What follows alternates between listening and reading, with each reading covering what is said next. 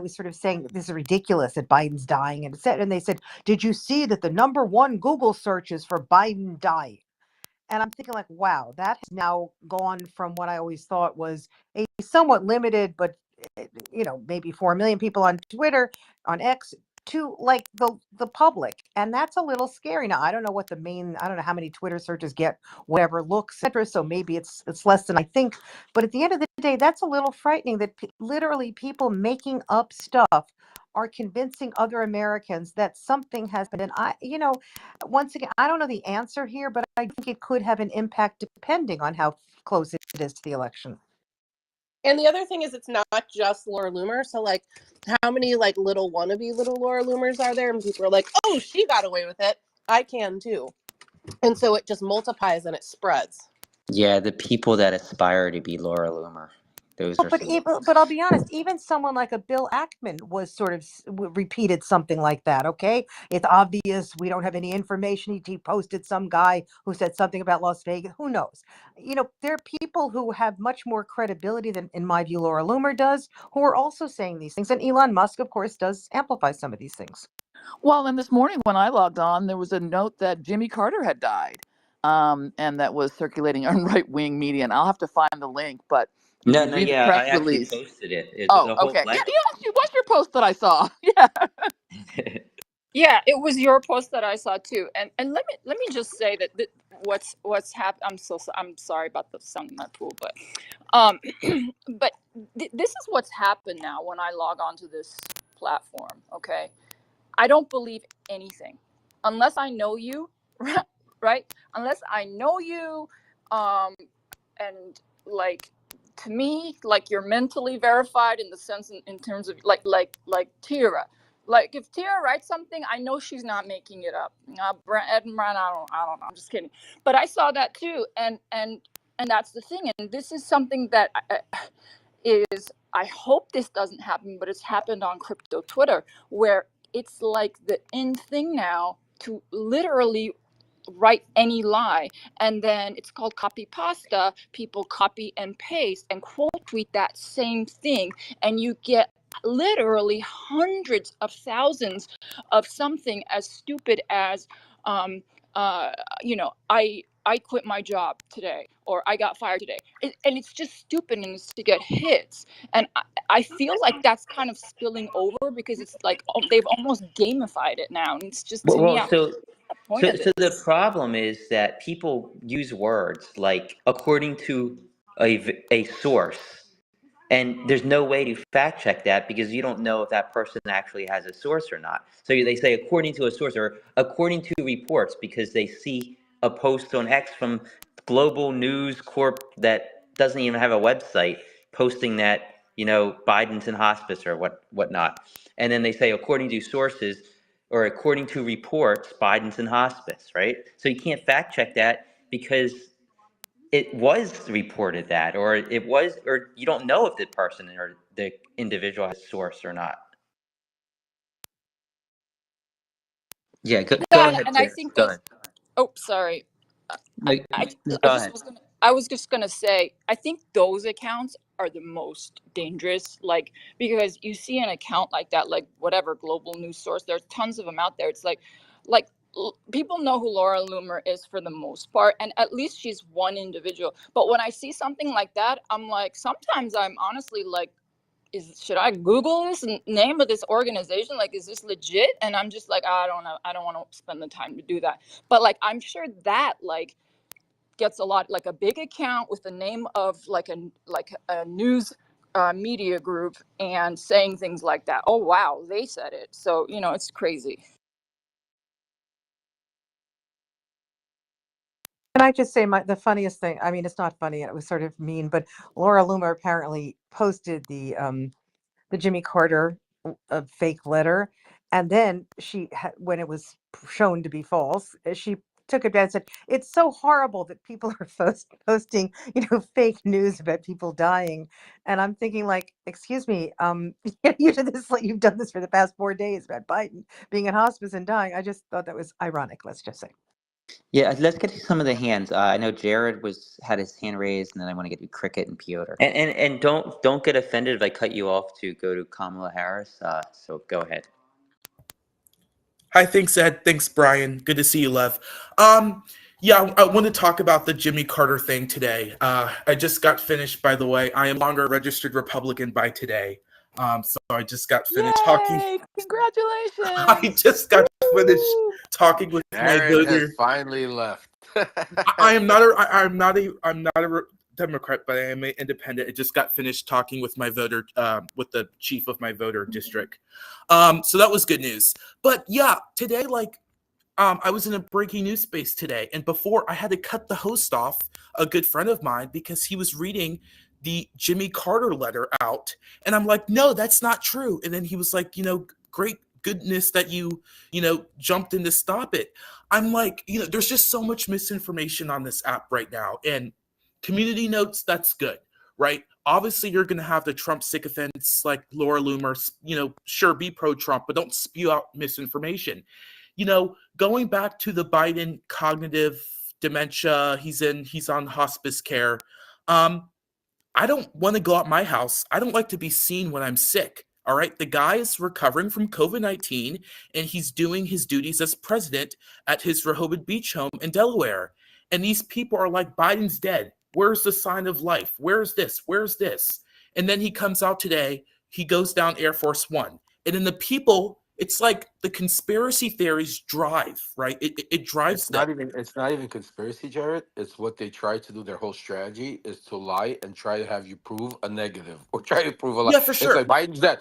Go prove it now. Go prove it. Why do I have to? Where was it? Why is he dead? Like, no, but you go prove it because now you have to do it. It's crazy, right? And then I have to do their opposition research to prove that he's not dead, right? So how does that make sense? But I would say this: it's not just one conspiracy theory, right? Because let's say, okay, they think Biden's dead, but then they see Biden in person in 12 hours. Oh, well, he is dead, but it's AI. Well, he just pooped his pants. Well, this. I'm like, these people are not serious, and you cannot have serious conversations with them. And I saw Bill Malugin. He tweeted out today. He's a good Fox News reporter, and he said a lot of grifters. Because obviously, there were actually people, good journalists here on X, who fell for the okie doke. But the information is coming from people like, Dom and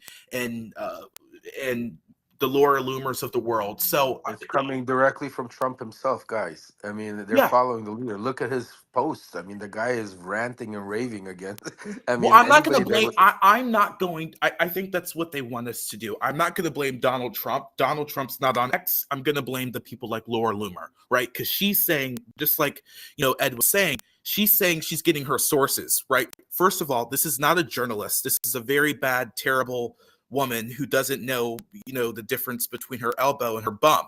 So it's just so hard to have conversations with these people. I've spoken with Laura Loomer in a space a few months ago, and she was like, well, according to my sources, right?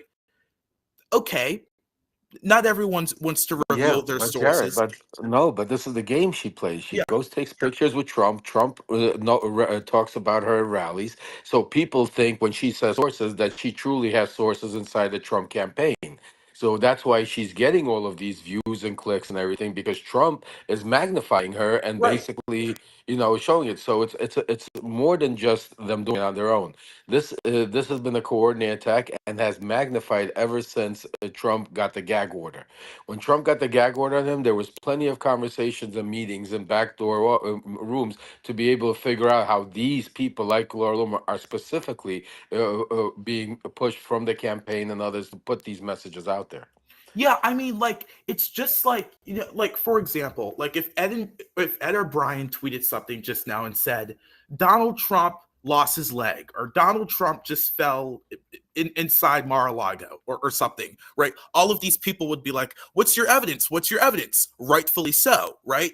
So it's just so It would hard. be even worse. It would be Yeah. even worse. They would attack you saying, "How dare you talk about the ex-president, the president like that?" But it's okay to talk about Joe Biden, our sitting current president, the way they're doing it. But God forbid you say something or you make up something or you assume something about Donald Trump. And the problem is that most of the time, it's the truth about Donald Trump. So when we're coming out and saying something, Donald Trump did this, they're still attacking you like this is with no evidence or nothing, like it's just bullshit. Yeah, and just And last it's thing, I think this Elon Musk, by the way, I used to be a supporter of Elon Musk, but within the recent weeks, he has obviously donated to. Kamala's just about to Kamala speak, speak. by the way. Yep. Okay, but thank you guys for. Not to cut you off, Jared. Go ahead and finish. I just wanted to let you know her speech is about to start. Okay, yeah, I just want to say quickly about Elon Musk. This is the guy who said that people should be assassinated just 2 weeks ago if he doesn't support. All right, so she's speaking, so I'm gonna go to her as soon as she begins to speak. She's coming on stage right now, and I'm gonna just play it right now. Let me know if you can't hear it. Give me a thumbs up. Republican Congressman Tim Burchett yesterday call Harris a DEI hire, and I'm told that Johnson really implored his members behind the scenes to focus on policies, not personality. Not all lawmakers have taken that to concerns, though. So we're just going to see how this develops. Okay, Annie, I'm so sorry to interrupt you. Let's listen in on Vice President Kamala Harris. Thank you.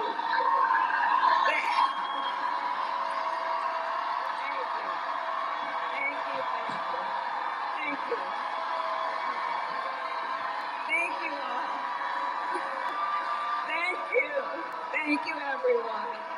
Thank you. Good afternoon, Wisconsin. Good afternoon, everyone. Thank you. It is good to be back. Thank you all very much. Can we please hear it for Leah and her extraordinary story and leadership?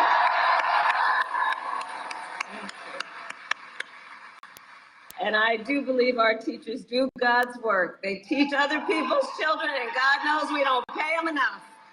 Let's thank them. And it is so good to be here and be back with so many extraordinary leaders, including my friend, the great governor of Wisconsin, Tony Evers. He's here somewhere. My dear friend, Senator Tammy Baldwin. And I had the privilege of serving with Tammy when I was in the United States Senate, and she is always fighting for the people of this state. And I know that the folks that are here are going to make sure you return her to Washington, D.C. in November. Yes, we are going to elect her back to Washington, D.C. It is so good to be here also with Lieutenant Governor Sarah Rodriguez, Attorney General Josh Cole, Wisconsin Secretary of State Sarah Godlewski, County Executive David Crowley, Mayor Cavalier Johnson, and the great State Party Chair Ben Wickler, who I have worked with. Ben, you and I have been working together for years, and I can attest he knows how to build the infrastructure that delivers wins up and down the ballot. Thank you, Ben.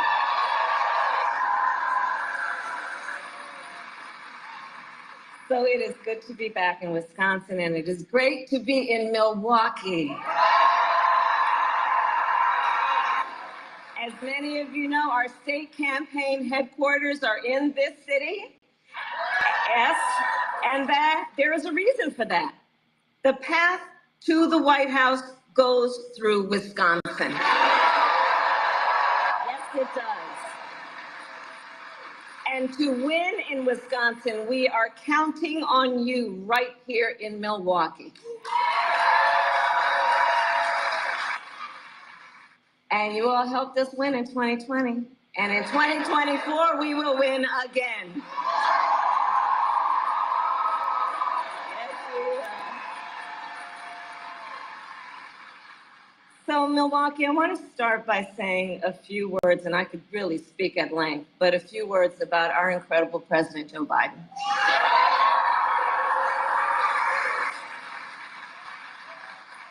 It has truly been one of the greatest honors of my life to serve as Vice President to our President Joe Biden. Joe's legacy of accomplishment over his entire career and over the past 3.5 years is unmatched in modern history. In one term, think about it, in one term as president, already surpassed the legacy of most presidents who served 2 terms in office.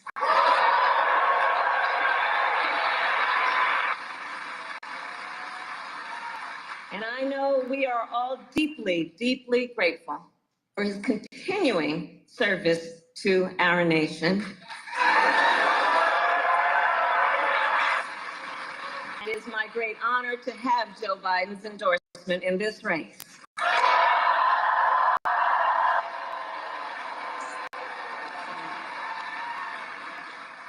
So, Wisconsin, I am told as of this morning that we have earned the support of enough delegates to secure the Democratic nomination.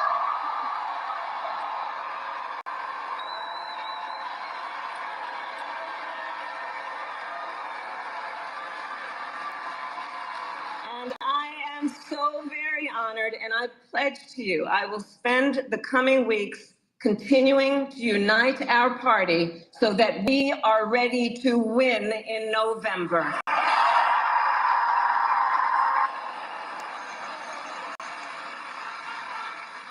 So friends, we have 105 days until Election Day. And in that time, we've got some work to do. But we're not afraid of hard work. We like hard work, don't we? And we will win this election. Yes, we will. So as Leah told you, before I was elected vice president, before I was elected United States Senator, I was elected Attorney General of the state of California, and I was a courtroom prosecutor before then. And in those roles, I took on perpetrators of all kinds. Predators who abused women, fraudsters who ripped off consumers, cheaters who broke the rules for their own gain. So hear me when I say, I know Donald Trump's type.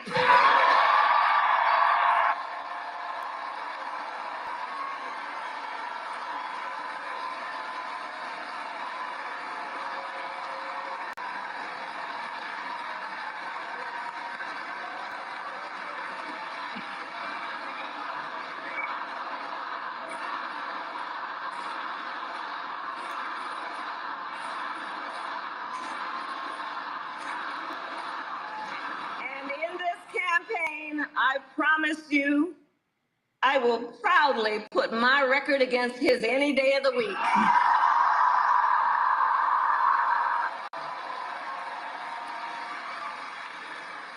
As Attorney General of California, I took on one of our country's largest for-profit colleges that was scamming students. Donald Trump ran a for-profit college that scammed students.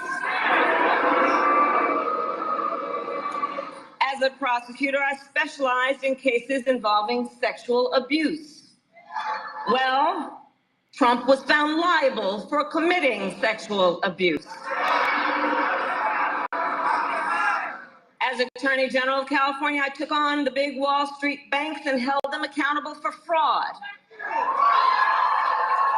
Donald Trump was just found guilty of fraud on 34 counts.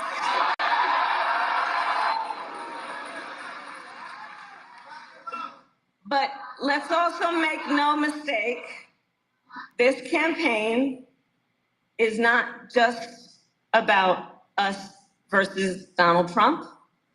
This campaign is about who we fight for. This is about who we fight for. Just look at how we are running our campaigns. So Donald Trump is relying on support from billionaires and big corporations. And he is trading access in exchange for campaign contributions. A couple of months ago, y'all saw that a couple of months ago at Mar-a-Lago, he literally promised big oil companies, big oil lobbyists, he would do their bidding for $1 billion in campaign donations. On the other hand, we are running a people-powered campaign.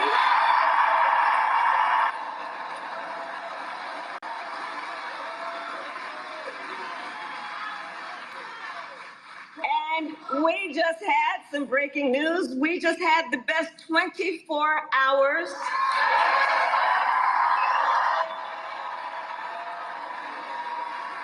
of grassroots fundraising in presidential campaign history.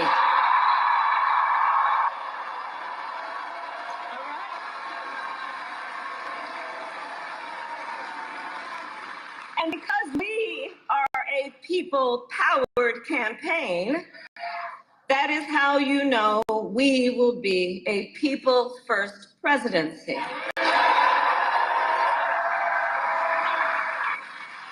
And Wisconsin, this campaign is also about two different visions for our nation. One, where we are focused on the future. The other, focused on the past. We believe in a future where every person has the opportunity not just to get by, but to get ahead.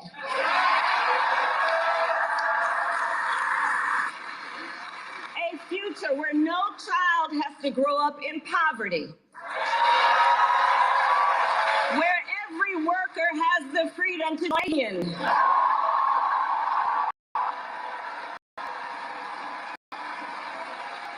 Where every person has affordable health care, affordable child care, and paid family leave. We believe in a future where every senior can retire with dignity.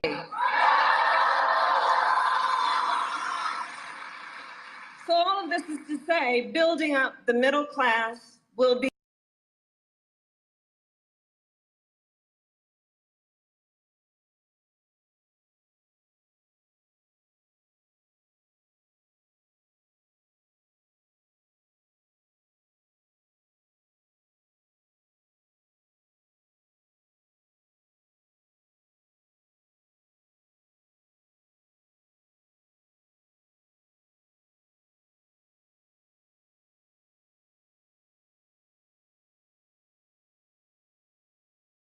economic policies before, but we are not going back. We are not going back. Not going back. We're not going back. We are not going back.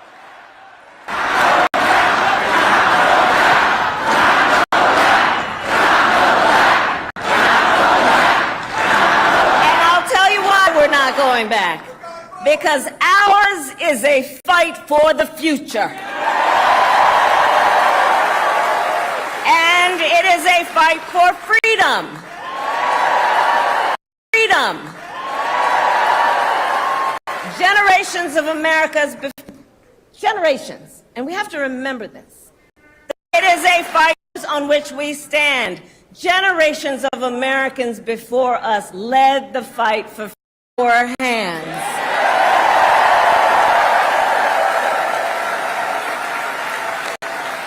We who believe in the sacred freedom to vote will make sure every American has the ability to cast their ballot and have it counted. We who believe that every person in our nation who should have the freedom to live safe from the terror of gun violence will finally pass red flag laws, universal background checks, and an assault weapons ban.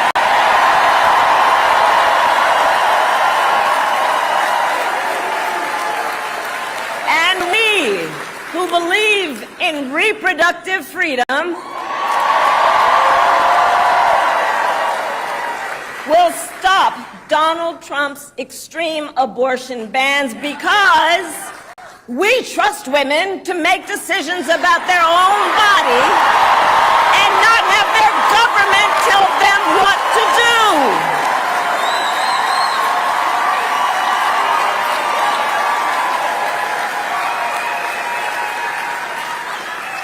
And when Congress passes a law to restore reproductive freedoms, as President of the United States, I will sign it into law.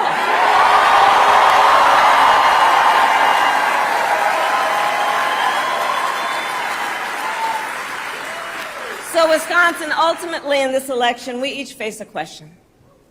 What kind of country do we want to live in? A country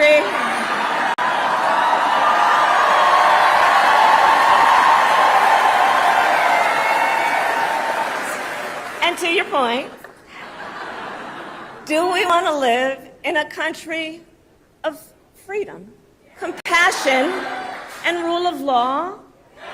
Or a country of chaos, fear, and hate? And here's the beauty of this moment. We each have the power to answer that question. The power is with the people. We each have the power to answer that question. And in the next 105 days, then we have work to do. We have doors to knock on, we have phone calls to make, we have voters to register, and we have an election to win.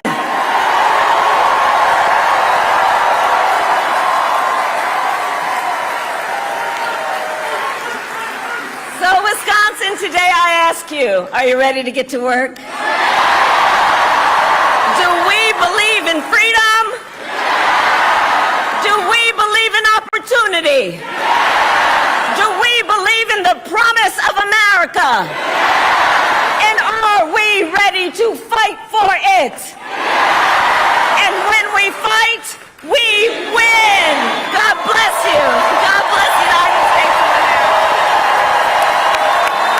One burning to flames. Freedom, freedom, I can't move.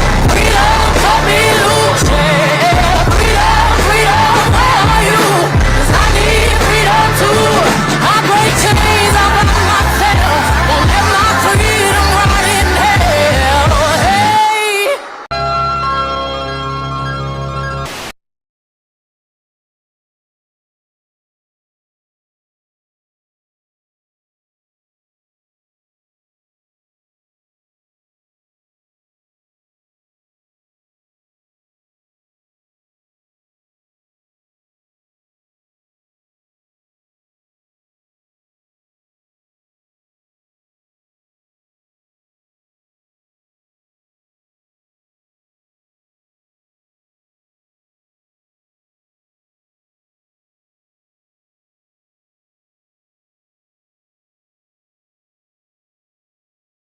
Passengers are stranded. Atlanta-based Delta has started resuming some flight departures after the Federal Aviation Administration issued a ground stop for several major U.S. airlines. But thousands of travelers at Atlanta's airport are stuck, with many venting on social media showing pictures of completely blue screens with no flight information displayed early this morning. Atlanta Airport spokesperson Andy Gobeil says more customer service agents are roaming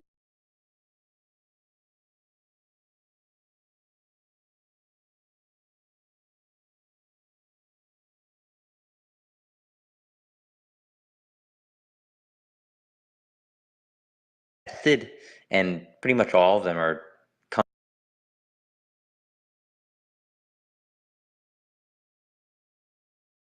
coming up empty.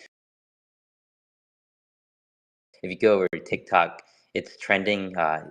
they have. I don't know if you've seen the whole brat My, thing. my son is one of the leaders on that. Really? Yeah, it's And crazy how much TikTok loves Kamala Harris.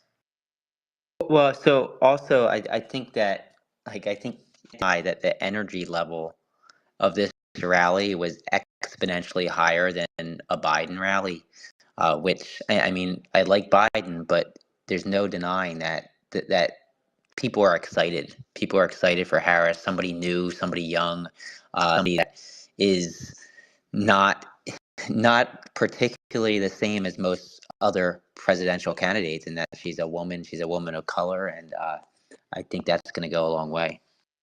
Can I look, I think obviously we don't want to overstate it. It's one rally, and she also had the campaign headquarters speech yesterday in which she said similar things. But at the end of the day, she's done two things. She's taking the fight to Donald Trump in a very clear cut but yet crisp way, right? It's not like she's going on for 2 hours about how terrible. It's very crisp, it's very well done. And then she immediately pivots to positive future. This is something that I think is really well thought out and well done. It's not too long. She's going on, and some of those things, willing to do the work, forward with all, all of these. Some of these are going to be her slogans. I think. I feel like it's not just energy. It's very cleverly calculated in many ways. It's a really good campaign stump speech because of the future stuff. Because she's made and her stuff about women's rights. I thought that was brilliantly done because do we trust women to make the choice about their own lives? That is really the way to phrase it. Not do we support abortion? It's not like that. It's basically, do we want the government interfering in our lives, which is what the Republicans who are against government interference all the time seemingly have basically set forth in all of these abortion laws. I just think this is very well done. Obviously, the enthusiasm. Look, Donald Trump, it's been very interesting. Half the time he's tweeting about Joe Biden, right, which is a little silly at this point, right? Sometimes he's saying she knew. That's not, I think, an attack that's really going to work, that Biden was incompetent. I don't understand that. You have Vance, who looks really flummoxed right now. He was talking about Mountain Dew being racist. I don't really even understand that. He laughed at Kamala Harris. You would have said weird cackle. I don't really understand that. And then he tried to play she's DEI. This is, none of these are really good attacks. I do think they are somewhat floundering because they weren't really anticipating this. Thanks. Well, the attacks are going to do the Yeah, can I One jump in because second, I've got to Peter, one second. attend something. Hey, Piotr, So a few can points. As someone who's done a lot of can somebody let Piotr know he can't hear me? Piotr here, Ed can't hear you. Ed, Piotr has to leave. He asked if he could talk. Go ahead, Piotr. I just wanted to say real fast. I just wanted to say that wait. You know what? I forget. Now I forget what I wanted to say. Go ahead, Piotr. Unmute. I don't know if he can hear me though. I don't think he can. Peter, I don't think should you I can Yes, go? hear Ed. Piotr, you Yeah, can go go ahead, now. Piotr. Yes, you can Go go. ahead, Piotr. Right. Okay. Cool. Yeah. Sorry, Ed. Thanks, guys. Yeah. No, I just wanted to say a couple points. I lived in Washington for much of this time, and I think that firstly, I agree with Tira that this is an excitement because it's a change. Well, youth, relative youth, right? But I'm also kind of also wondering how much of that is just to do with the fact that it's a new candidate and not necessarily just because it's Kamala Harris. I mean, that's just me being pedantic. I personally do think it's also because she's good. I agree very much with what Tira just said. She's not spending too much time on retrospective, or making it about Donald Trump. I think the problem has been with the Democrats is it's about being Donald Trump, and that sort of bigs up the guy's ego and a focus even more. And we need to take away from that and focus on how we're going to combat him, and more specifically his policies, because I think that that's the main issue. The crowd is good. I like the energy. I do wonder why they keep cheering like it's a pantomime every few seconds. So I hope she's got a little bit more substance in subsequent speeches when she speaks. I know it's just her second one, so I'm not going to be too critical. But some people have already said what her policy is going to be. For anyone who's interested, I did put in the speech bubble, the purple pill, whatever, a video I made on her foreign policy, because I think that that is going to be very important. I know foreign policy isn't a priority for Americans in elections, not because that's perfectly understandable, but given the world that she is coming likely into as potential leader, she's going to have to be very on top of all that. And her experience in the Middle East which is not something I knew she had much of, is going to be, I think, intrinsic to improving, should we say, people who are pro-Palestine or supportive of a peace solution and Israel discontinuing its war efforts in Gaza. I think she's going to play quite an important role in sort of bringing together those, I don't know, differences there, also because she's understanding the minority element here, or sort of a larger, facing up a lot against an oppressive force sort of thing, right? She's been more expressive of her sympathies, I think, than Biden has. And then the last point I just wanted to make is, I actually have a verified source told me actually that the videos you're seeing of Biden are not true. They're actually, Biden was actually the one running that global press account. I don't have official sources. I can't share who it is. You just have to trust me, bro. It was I'm being facetious, guys, in case some of you are like, what is he Yeah, talking yes. about? But anyway, yeah, so that was all. Good speech. Makes me genuinely hopeful that that the Democrats can come out on top of this in Yeah, yeah. November. But So, I'll pass so back what to you I was guys. going to Cheers. say is I think it's important what she's doing here. She's taking the fight to Trump, bringing up the fact that he is held liable for sexual assault, that his university was shut down for fraud, that his businesses were shut down for fraud. I think that's important because I think a large percent of the electorate, especially Gen Z voters, probably don't even know the details of that, don't even know that this took place. But she's not making it about Trump either. She's making it about bringing it back to how she fought against these negatives. So I think that's really important for her campaign, and that it's more of a positive campaign because she brings it back to how she helped stop fraud, how she's had helped stop sexual abuse. I know she was a big proponent on stopping human trafficking when she was in California. So I think that's what she needs to continue to do is make it a positive message. Like who said that? I think it was Tira or Piotr. One of you guys said that she's making it more of a positive message. Uh, Cricket, what are your thoughts?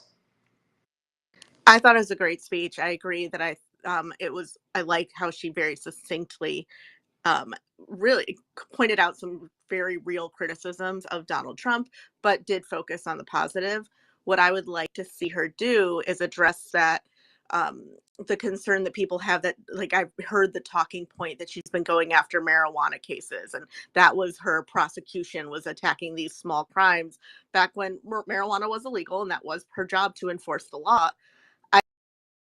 I think that she needs to emphasize her stance on marijuana specific. She did. She's been constantly pro cannabis ever since. But I agree with you. She needs to come out and say it now as a presidential candidate.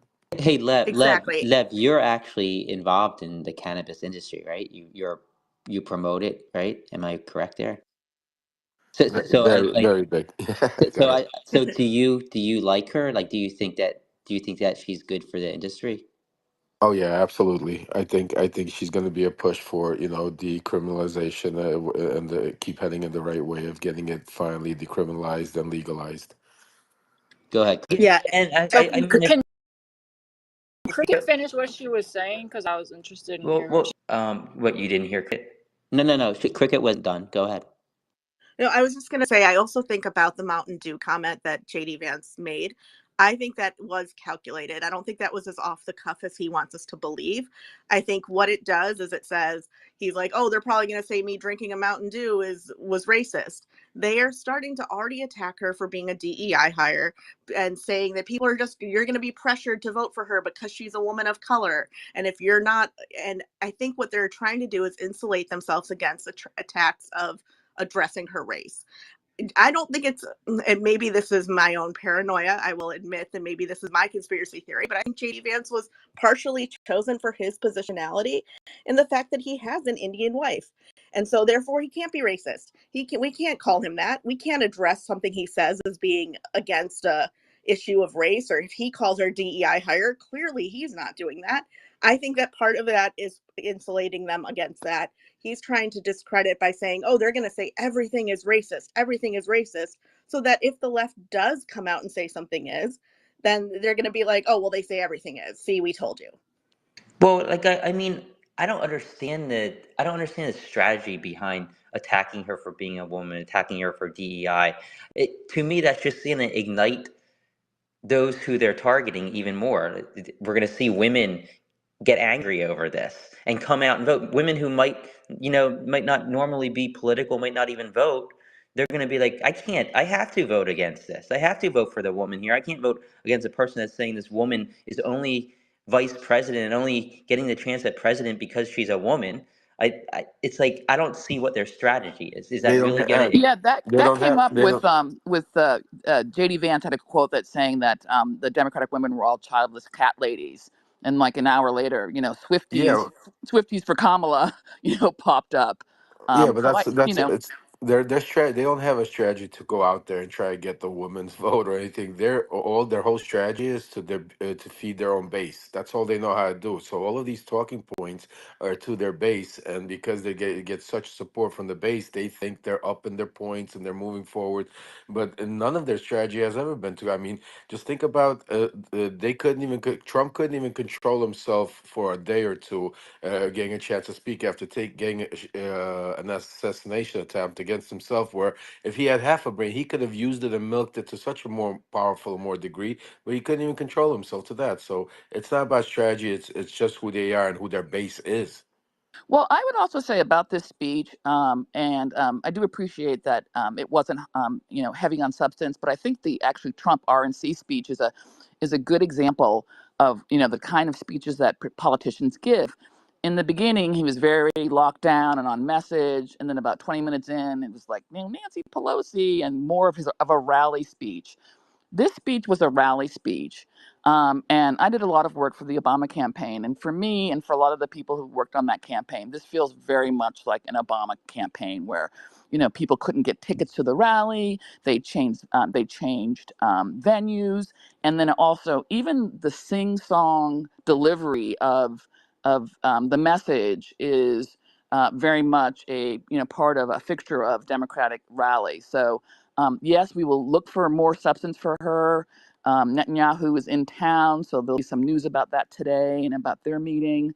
But this is red meat for the base speech rally, and I thought she knocked it out of the ballpark. I think talking about issues that affect America is much more important than any singy-songy. I think that she should talk about illegal immigration. I think anything. If I were hired as a strategist, I would say take a flashlight and put it on your weaknesses and talk about them. I don't care about Beyonce's song being used. I don't care about that stuff. It turns me off, actually. This isn't Hollywood 2.0 But or you may not necessarily 1.5. be. Well, let me finish, please. So that's the one thing that I wanted to say. I didn't want to, between the two coasts of this country lies the bulk of this country, okay? And they really don't care what a British pop thinks. I'm sorry, but they don't. So I do want to say that all of this stuff, like I hated that about the Obama administration, that Hollywood had a front yeah, row but seat to Sphinx, everything. I Why? don't, okay, go Yeah. ahead, But finish. I'm almost done. But this is not.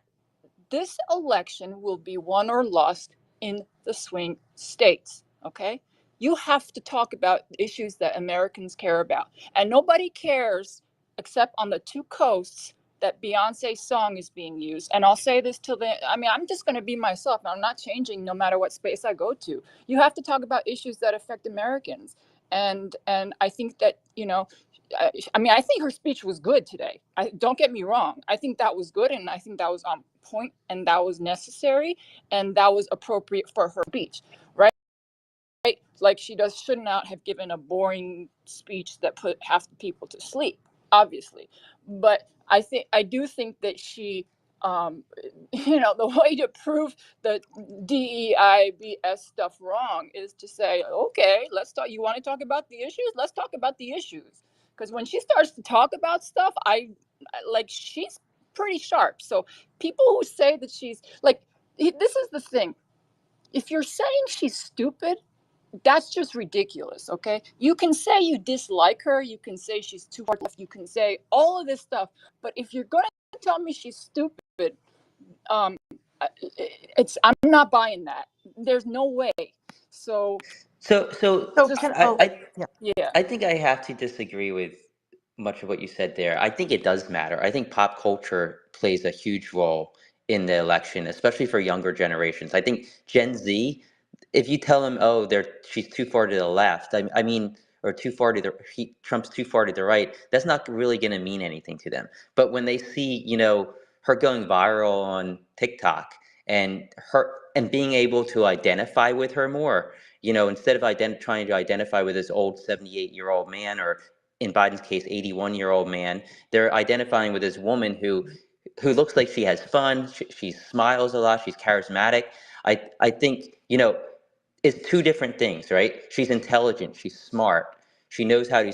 She's a really well woman. She can get stuff done. She's badass when it comes to going after the criminals. But I don't know if Gen Z really focuses on that. I think Gen Z focuses on pop culture, and we're seeing that already. Like Biden got no attention from pop culture. Now I'm seeing accounts on X like Pop Base. Every day they have like 4 or 5 different articles about Kamala Harris, and TikToks.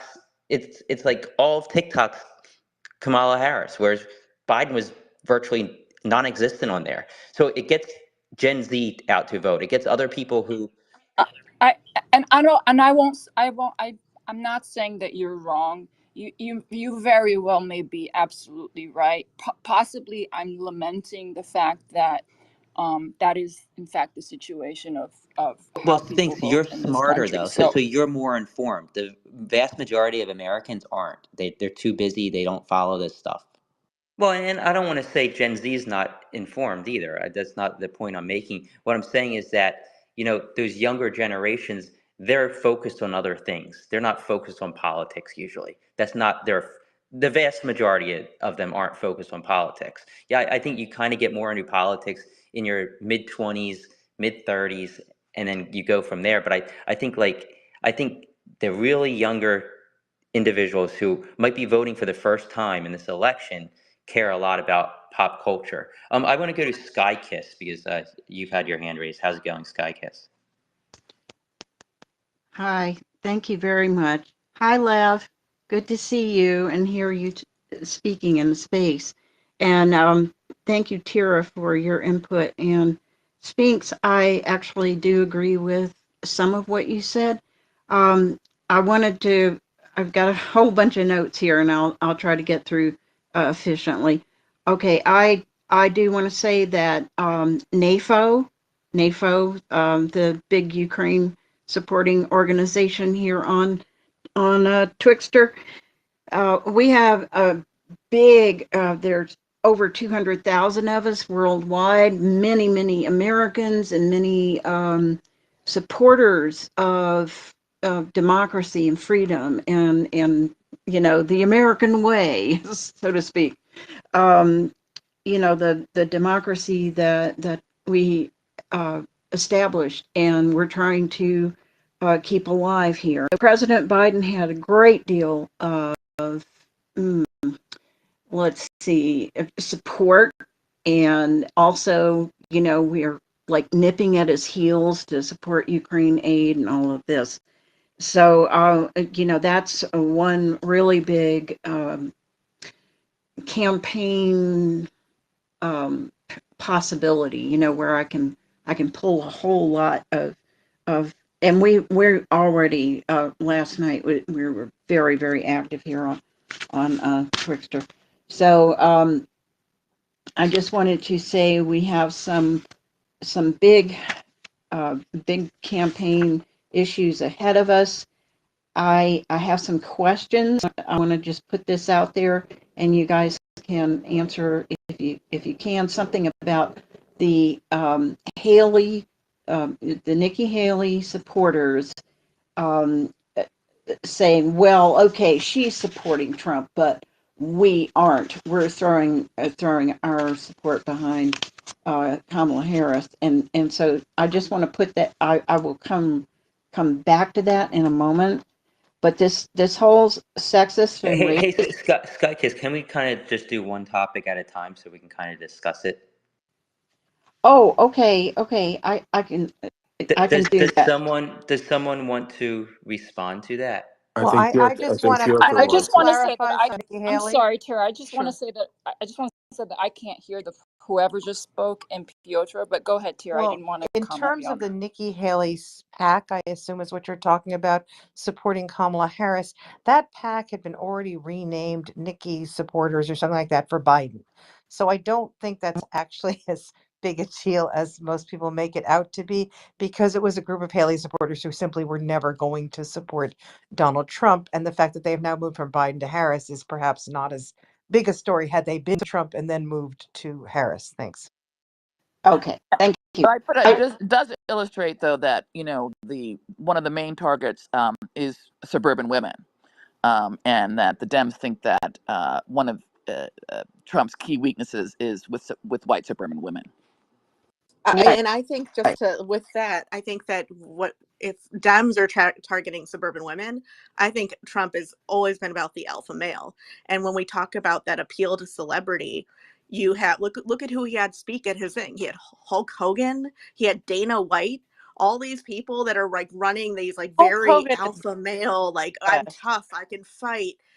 That is who he is getting behind. And that is why and unfortunately, there are a lot of people in this country that are even maybe a little bit more moderate that are question whether a woman can handle the job of president. I think a woman could, absolutely, but there is that implicit bias there, and that's what they're going to play to. And I think that is something that Democrats have to address. We can't just go for the women vote. We have to appeal to those alpha males as well. Can I Correct. just speak to something that, look, Kamala Harris has a couple of things to do. First and foremost, she must define herself before Trump is allowed to Anyone define her. speaking? Yeah, it's Tira Yeah, is. Kira is. this Yeah, Sorry. why app don't you drop Jared and is come back so up? weird. At any rate, so she has to define herself. Now, Trump has made his attacks pretty clear. She's a woman, she's DEI, she's weak, she's feckless, all that sort of stuff. And she is in the right now gonna, I think, go out and make speeches that are, they are smart, they are sharp, they highlight her experience and trying to define herself before Donald Trump is able to find whatever nickname he comes up with that he thinks will stick.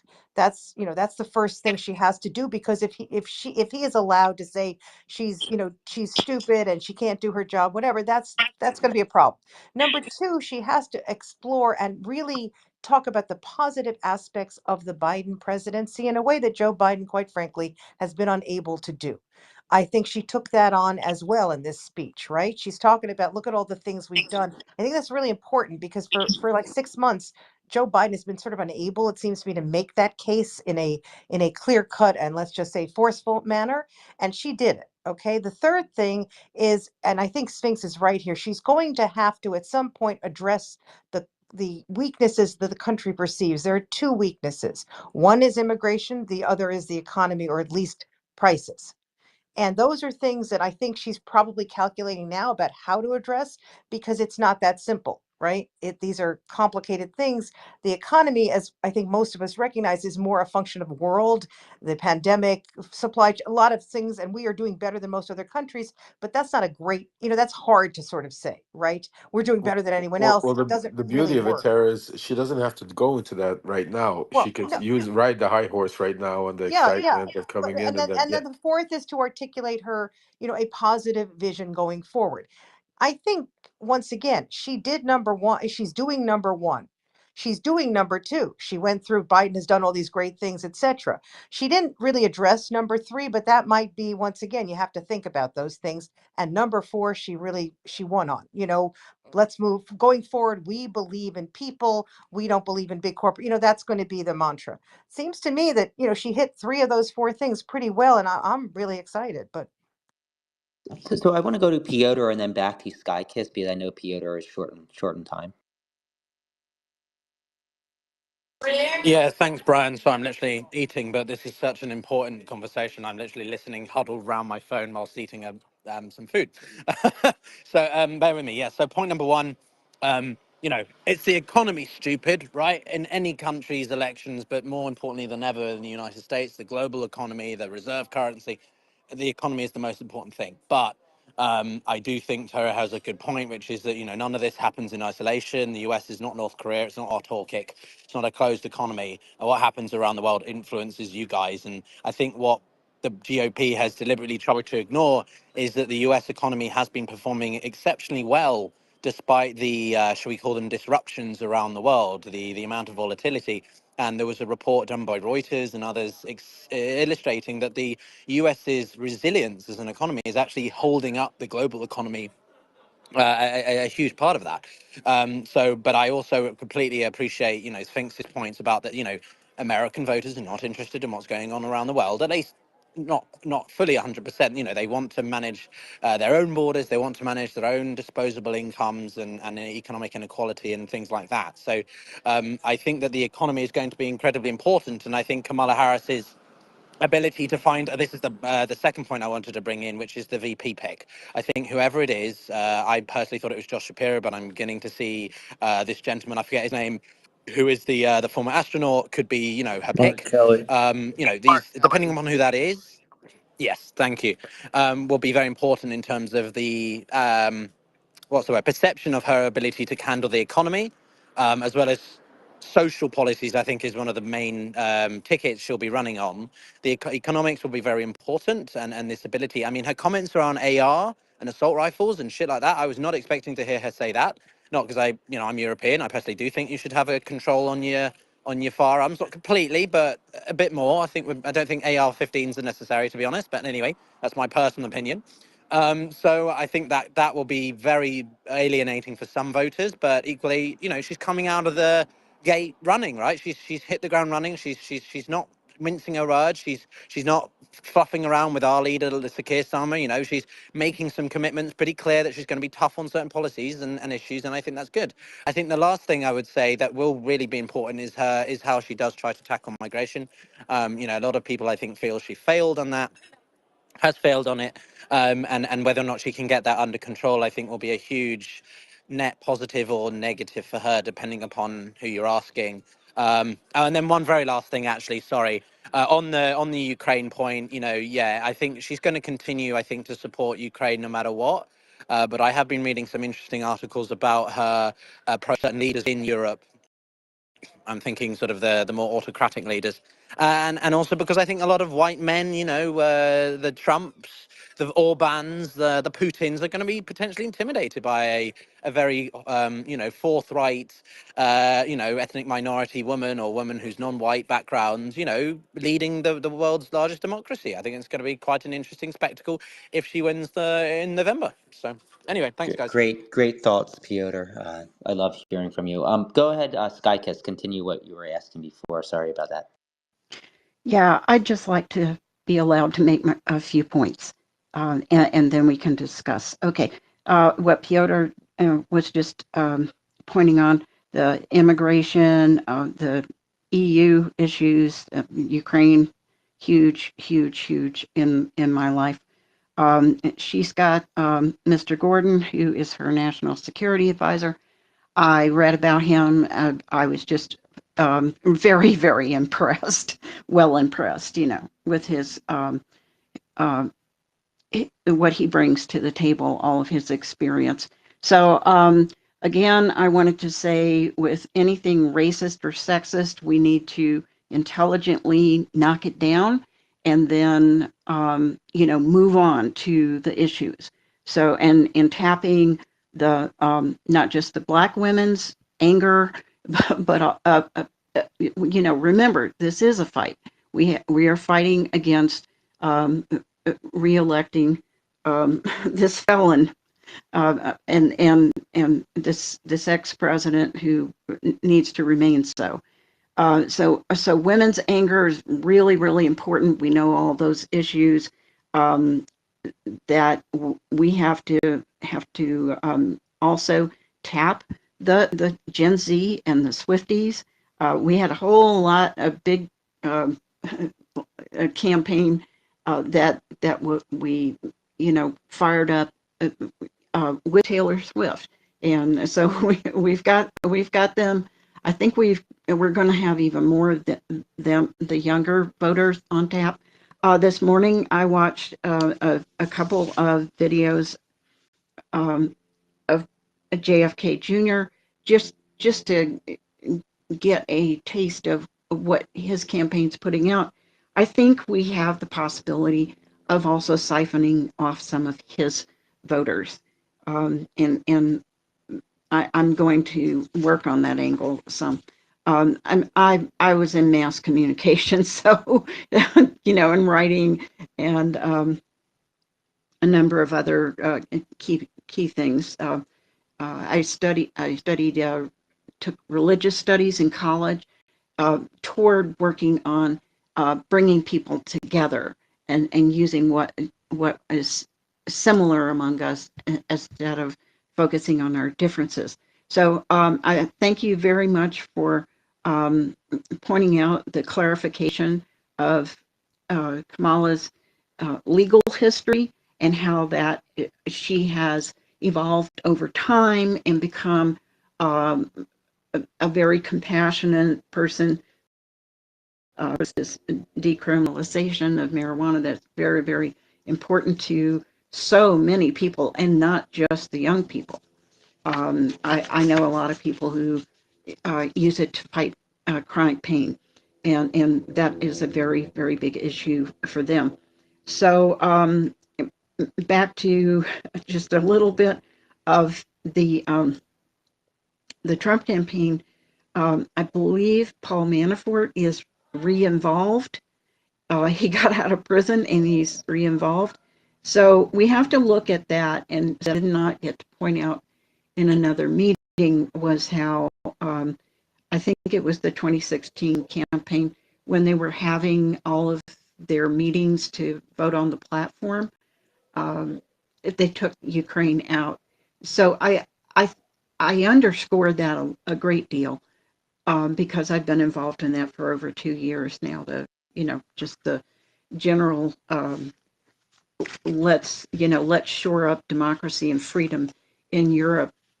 We have to. It's has to do with our national security as well. I won't get into the details, but yeah, I know a lot about that. So I just really wanted to say we have a lot of key issues and key voter demographics that we know we can tap to help Kamala win. And she is really, really wonderful. And yes, she is whip smart. She's brilliant. Yeah, I agree. I think, I think people underestimate her. I think people underestimate how smart she is, and we're seeing attacks calling her as dumb as a box of rocks, and these attacks are coming from pretty much nowhere, right? She was Right, essentially right. from Trump. Yeah, Yeah, well, exactly. I wanted to also say, how the thing about the really quick, DEI hire and calling her not black, that is really, really fired up right now. People who are calling Yeah, her that's saying what I she's said. not black. So That's what I we have said to fight earlier. that. I Yeah. That's what I said earlier. I think it's just gonna bite them in the butt. It's I don't understand what their strategy is there. Miley, what were you about to say? But yeah, so I just pinned to the nest. It seems to be a little bit of breaking news that the Kamala HQ account has been rate limited by X. The people trying to follow the account have been unable to. So it looks like Congressman Jerry Nadler has requested officially information from X about why they have rate limited Kamala HQ. Yeah, so did anybody have that issue? So I actually tried following it after I heard that, like, I think it was a day and a half ago, and it was fine for me. But I'd be curious if anybody else, they tried following it and they couldn't follow it. I think that's the main issue people were having. And I think the issue had something to do with the fact that it went from the Biden HQ account and they renamed it Kamala Harris HQ. I don't know if it was intentional or not. I think if it was, we definitely should get to the bottom of it. But I just tried right now and it worked fine. okay, yeah. So I mean, That doesn't mean it wasn't Oh, working no, it for absolutely. 24 wasn't. Yeah. It definitely wasn't working fine. There are definitely people having issues. I've spoken to a few of them actually. And I would So say, from an organizing perspective, that's also just a great account to follow to get information. And I've been posting a lot of slides and stuff in the in the nest, and it can be a useful tool. So if you are organizing other people on behalf of Harris, that's a good way to get information.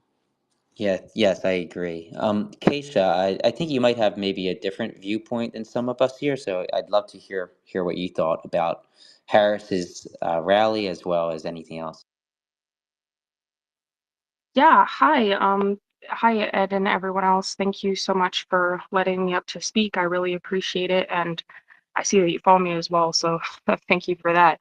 I just had some genuine questions about, and with respect to like the leadership of Kamala Harris, and as a woman myself as well, I think that being a woman in and of itself isn't enough of an argument for somebody to, vote for someone, because we want the person who's going to be the most qualified for the job, especially with what you mentioned, Ed, earlier about the trafficking, and somebody else mentioned the border.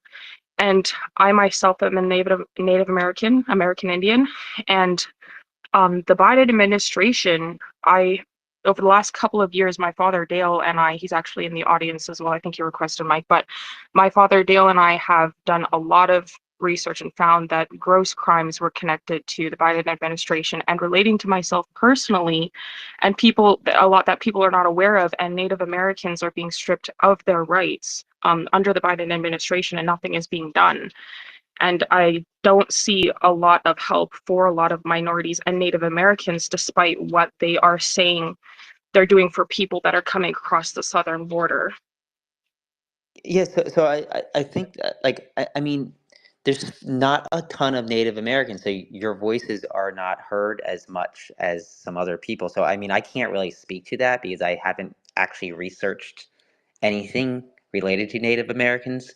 Uh, I don't know of I know anybody in the that Secretary Pete Buttigieg just announced something. I'll find the link about transportation. So using the infrastructure package to bring transportation to different to this one particular reservation, and that it was sort of a life-changing thing. And so one of the things I thought was interesting about that story was it wasn't some giant bridge or some road, but that it was something actually sort of a much more sort of intimate connection with the government and the voters.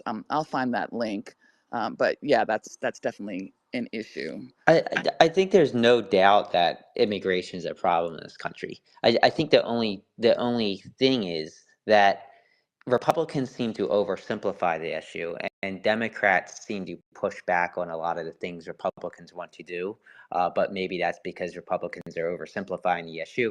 It's definitely something that needs to to be brought up in the public realm and have a debate about it. And I don't mean just. I mean, this is an issue that's been going on for how many decades now, where no president has really been able to create comprehensive immigration reform because nobody can ever get on the same page, right?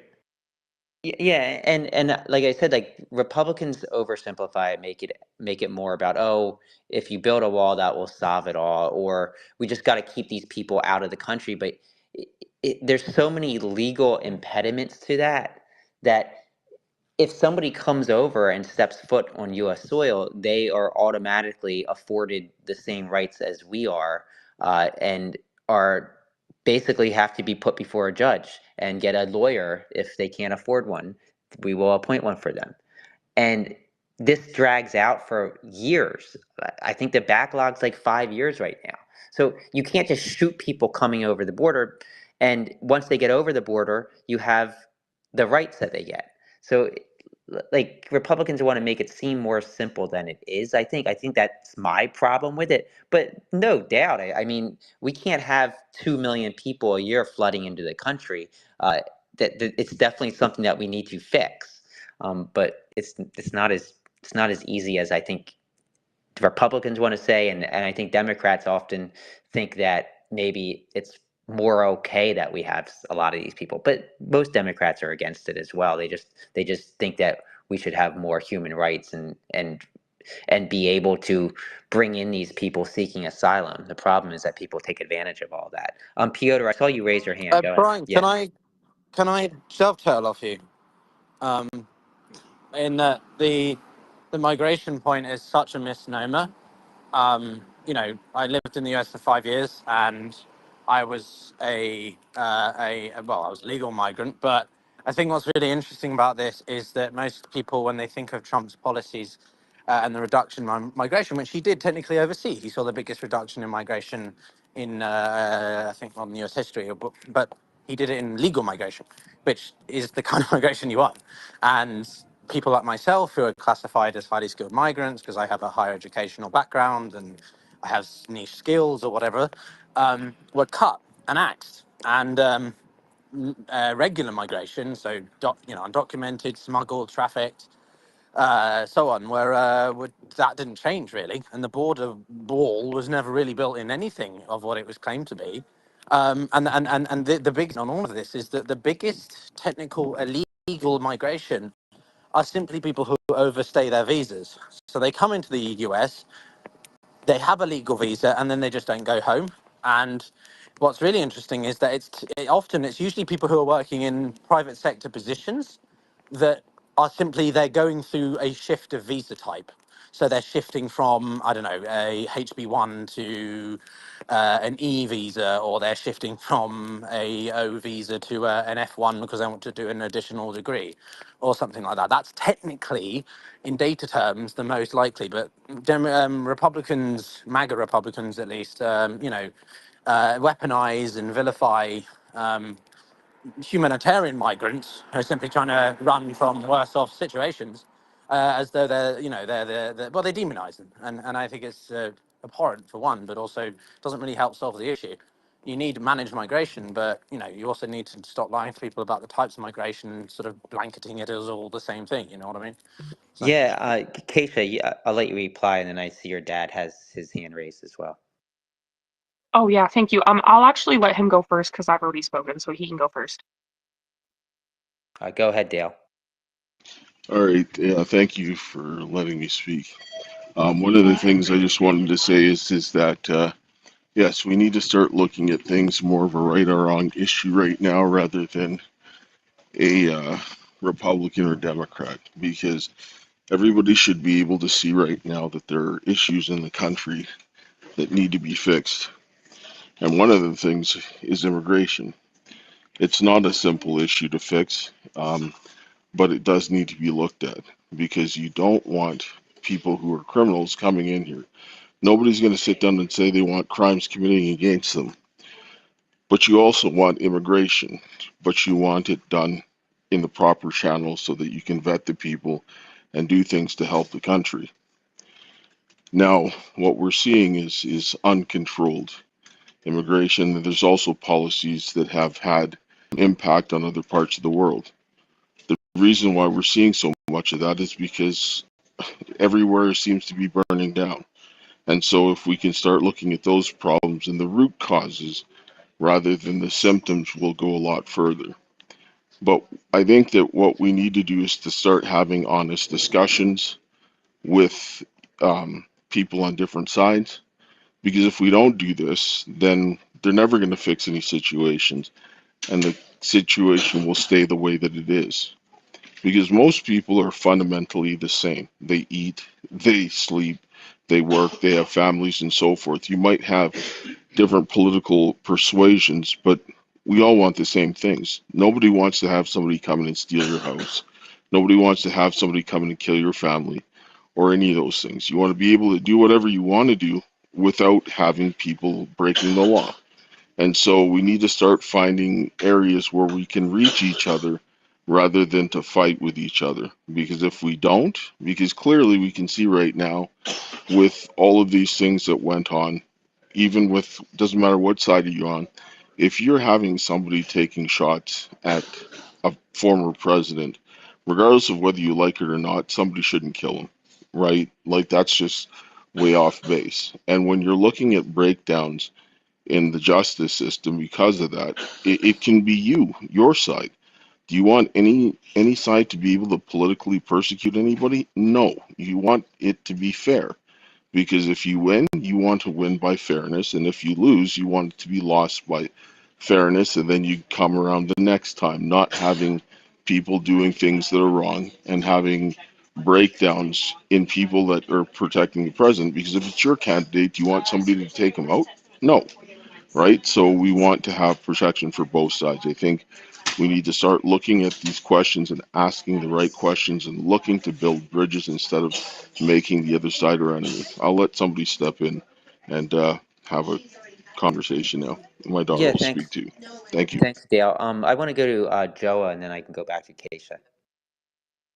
Yeah, hey guys. Happy to see the latest post, by the way, that she's reaching out to Mark Cuban to find out about crypto. That's positive for me. Anyway, very, very good news. Um, so thanks for that. There was a Joe, comment that made does that earlier. mean that means you might not vote for Trump after all, huh, Joe? I would love not to vote for Trump. I really would. So if she goes crypto, it's a never Trump. I'm back to never Trumper land, to be honest. Because honestly, it's to me, I think Bitcoin eventually will end wars. This is all about money and keeping the U.S. As the reserve currency, and I think Bitcoin really could actually create more peace in the world. And I know that sounds far fetched to some people, but if you really understand it, it's not that far fetched. But to get to the marketing part, um, back in 2016, I did a TED talk, and Trump was, I think, 18% in the polls or 22%, something like that. And I didn't like Trump. I hated Trump at that time, and I said this man is going to win, and here's why. Um, there's a grassroots movement that takes months to build. Kamala doesn't have the time to build this grassroots movement. So it's going to come down to money, right?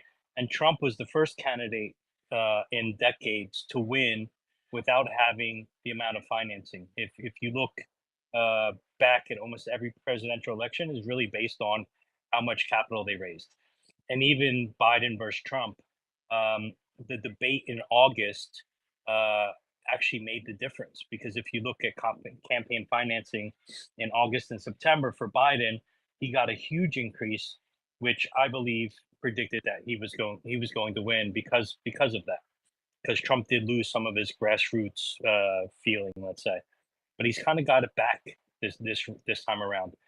I really think in order for Kamala to win, it's more than just, she needs a way more than just your vote. She needs your money, because it's going to be a financial race. It's not going to be it's not going to be the talking point race, to be honest.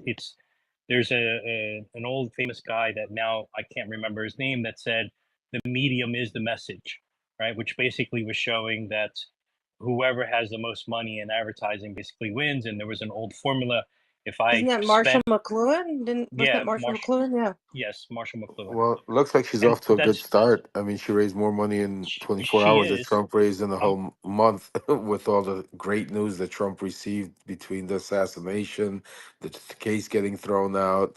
I mean, and he Lev, only I'm with raised. you. I'm just saying And it our can't money's stop. going for infrastructure too. We have offices in all the swing states. We have staff. Our money's not going to legal fees. Yeah, the thing is, I think, Joa, that what you're not really recognizing is that Kamala Harris has essentially taken over the Biden grassroots No, organization, which was actually pretty strong. So I mean, it's it's not. there. No It one, doesn't have to be a new one. Tier, no one was voting, at least let's say the majority of people were not voting for Biden because of Biden. They were voting because they were anti-Trump. That's not really a grassroots movement. What gets her over the edge really is going to be the campaign financing. I don't know where it stands right now. I only thought about it when I heard a previous speaker speak about the whole marketing side. I'm very curious if anyone knows like where the campaign financing sits between both candidates at the moment. Yeah, Well, I Joe. don't know, but I think what let me Kara. just tell you what the Harris thing was. So she's raised over $100 million in what they call grassroots contributions. Those are things that came in through Act Blue. I don't know that all of them are actually earmarked for her. Much of it will be. $150 million came in through donors big donors, went to some PAC that they were holding up on these donations because they were unsure about Biden, and at least $150 million has just come in there. And although this will be disputed, she also has access to the 93 million or so that was in the Biden campaign treasury. Yeah, I And, raised money for the Biden Victory Fund, and which is the major fund, and our fund benefits Biden in the 50 states. Well, now Harris, and also Americans abroad, and like Puerto Rico, and we also coordinate with all of the state parties. So it's definitely a play for infrastructure. Um, you know, Trump has been catching up with us. We had an event in New York with the three presidents probably like 3 months ago. And in our meeting the next day, they said, listen, Trump is going to catch us. Keep raising money. Our next big event was the event that George Clooney did probably a month ago. And that's what sort of started the whole, then there was the debate. And then Clooney said, when I raised that $30 million a few weeks ago, I, didn't like what I saw about Biden. But I will say, and I've been bundling money for Democrats for a long time, what happened yesterday is completely unprecedented. And one of the things that they've been telling us is that we But need Karen, to. isn't that because people were holding out, like people weren't funding Yeah, Biden, so yeah, I mean, it kind of had a little bit of a boost because of that? Well, I mean, I think it's a combination of things, and I've been really trying to use yes and versus yes but. So yes, there were the big donors. Now I raised through, and actually Miley gave a donation through, which I appreciate, through Act Blue. So the money that I raised does show up in Act Blue, but that's different than most people. Most people are responding to ads online, and make that contribution and make the monthly contribution. There was and there is a super PAC, which is, technically Harris cannot work with the super PAC, although in the past, there's been sort of muddy lines that was separate, that they were holding off. The other thing that happened, and one of the reasons why we think that Biden also left was, the whole campaign's going to come down to, which is so scary, these votes, maybe even 50,000 votes in the swing states. And so what was happening on the legislative side was people in the swing states who were Democrats who were on the ballot with Biden were saying to Pelosi, saying to Schumer, and to Hakeem Jeffries, look, we are starting to lose money. So the big donors, not the Act Blue donors, said, listen, we are going to start giving money to those people who are on the same ballot with Biden. But, and we know this from just at the phrase of the midterms, presidential is what brings people out. And so there was a fear that if people were lukewarm about Biden, that would have a really huge negative impact on those people in the swing states who were on the ballot with him. So there's a lot of things going on. But what happened yesterday was different. And I do think people were, one, inspired by her, and two, on the sidelines. It's been about a month since I was in Atlanta for the debate. And one of the things that the campaign keeps saying to us is we need new people. So that, for me, as somebody who's a fundraiser for the party, is unique. And my socials were filled with people saying, I've never donated. How should I donate? What should I donate? So, but I'm happy to answer any more questions. I think what you also said, which is Where does very it stand? important, Joe, I think is also important is not only how much money is raised, but how much money is used, to what it's used. I mean, a lot of the Trump money is being used for his legal fees compared to all this money that's going to be used for advertising. So that's another thing that we have to take into account with these fundraisers. Yeah, but he makes up for that with earned media that he has from his account. That's the problem. No, it's I absolutely going to don't think be. so. It's going to be very close. I mean, I think there's, the people who are going to get rich are, well, the lawyers, but also the advertising. But I do think that what Lev is saying is different in that. One of the things that's really different about, and this is about the Biden campaign, I can't say this is Harris because I haven't had a Harris briefing yet, is because of the money, we were able to open offices in places where Democrats never had offices in swing states, also earlier in the cycle. So there are places where we might have offices, but it wouldn't happen until closer to the election. No one in this room right now is normal. So most people pay attention to the election after Labor Day, right? And so one of the things that they kept illustrating for us was this is something that's different because we were able to build the infrastructure. And we talked about this a little bit yesterday, that sort of the two best ways to contact voters are the door knock and the phone call. And if we have somebody who's a paid staffer, which is sort of the best person who's recruiting people, if you pay someone to knock on the door, it's like between $13 and $16 a knock. And that may not be that great because that person may not actually be a Biden or Harris person. I got to get used to saying Harris person. And so if you have a staffer, then they can recruit, like I could recruit Brian then to talk to his brother, Ed. And so that's more organic. So Done. there Bulk is, multiplying. Yep. yeah. So there, yeah. And Miley, you know this from sales, right? And recruiting people. So it is something that is different, and again, too, a lot of the Trump money is going to other entities. And I think the other thing, and I don't really have a handle on this, and I'm happy to research it for the room in the next few days, is the impact of the super PACs. And that's something that, we don't know where the money comes from. We maybe won't really see that until closer to the election, and that will be ads. So, for example, this week, George Conway launched a super PAC that's about Donald Trump's mental problems. And so that money may not have gone to Harris, but he will use that sort of in a Lincoln Project model to do advertising, which is separate. Karen, how important are debates? If he doesn't debate her, does that affect the campaign financing? Like, is there a big boom when you do debate? Because I Well, saw I that mean, with Biden last time. yeah, I mean, well, and I talked about this yesterday. Like, I was there in Atlanta. The first lady was there. We were all excited, and they're telling us, "Oh, hey, we've had the best hour we've ever had." And then right before the event, before the debate, "Oh, we've had the second best hour." What's so weird is, I mean, it was a complete car crash. Within 7 minutes, people were like running to the bar, but the weirdest thing is we had our best hour to date, except for yesterday, um, after he tanked at the debate. So from a fundraising perspective, events are good, right? So if you're organizing people where you are, have a debate party, right? And that's a way to organize people. You can use, vote.org to register people. I have an election coming up soon. I have my sample ballot, and I'm circulating that with my friends. You can also get your ballot on vote.org. So, but from an attention perspective, those events are key. So I started fundraising in last November or October. I really didn't raise much money until the State of the Union, and then the money came in. And then a lot of my fundraising is focused around events. So we had these 3 presidents in New York. We had Obama and Clooney in LA. So I do more of those sorts of events. We're going to have David Letterman in Hawaii soon. But organizers here who are organizing other people definitely use those events to reach out to normal people.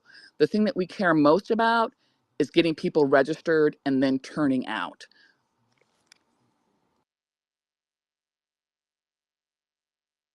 And Did I voting kill in the the room? Did I polls kill the room again? and bringing 3 friends with them. I Bring I 3 was friends waiting with for you to other the people to polls. talk. So we can get back to Dale and Keisha really fast, and then I want to get to Wrath. Let's go to Keisha. Yeah, thanks, Ed. Just going back, I'm not too well versed in crypto or Bitcoin, so I can't say too much about that, unfortunately. I'm sure there is some benefit there based on some of the things I've seen people, demonstrate and say over the course of the time I have been hearing about it. But in regards to what we were previously talking about, I just wanted to mention as well, like I do agree with what my father said about us kind of like looking at things on a more reasonable basis. I myself, I'm 27 years of age. I'm the first year of Gen Z, I guess you could say.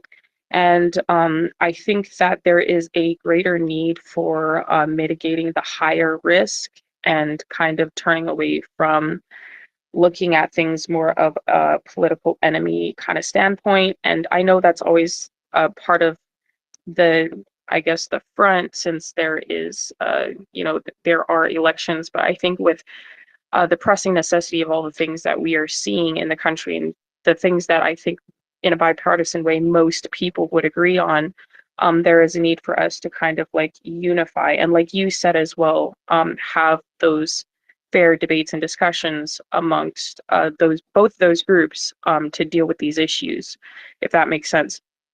And I think that something should be set up for that. And honestly, I think if you're willing to do that, I would like to be a part of like setting that up, because I think that there are a lot of us that agree on a lot of issues, regardless on what end you're on.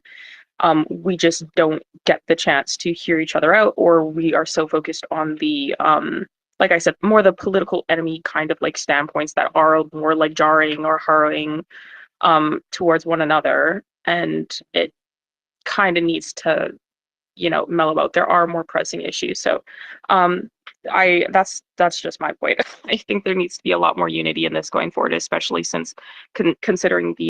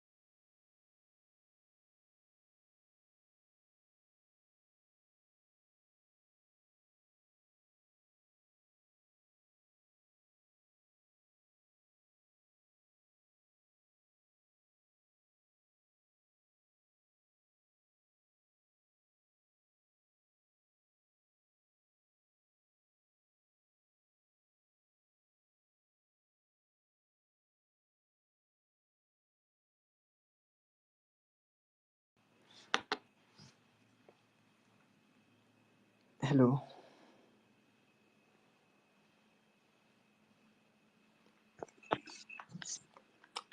Unanisikia? Hi, yeah, Hi. so How was your day? my day was good, fairly, and you? Nimekuwa na the usual. The usual. No, not really a good day. Sasa leo nimekuwa kama wewe. Nimekuwa like ama nakuanga tu hivyo every day. Nitafungua space like the anxieties and overthinking. Alafu nikafungua nimekaa all this time hakuna. Mtu mmoja alijoin tu alafu akaenda. Yeah. And you are the second one. Asante, So naona tuko welcome. watatu. Thank you. Oh, huyo mwingine ni mimi tu. Really? Hiyo ni kuna kwenye na premier. Na premier hapa kwa Twitter na YouTube. Oh, wait. So hii Like we inaweza can kupeleka. record on YouTube. Huwa like saizi niko live pia on YouTube. Like huko YouTube kuna watu wanaweza tusikia from YouTube. Yes. Kumaanisha this conversation can be recorded. So this conversation from spaces are recorded. Zinakuwaga recorded hata kwa spaces. Zinawekwa wapi? Si watu wanasikia hata baadaye.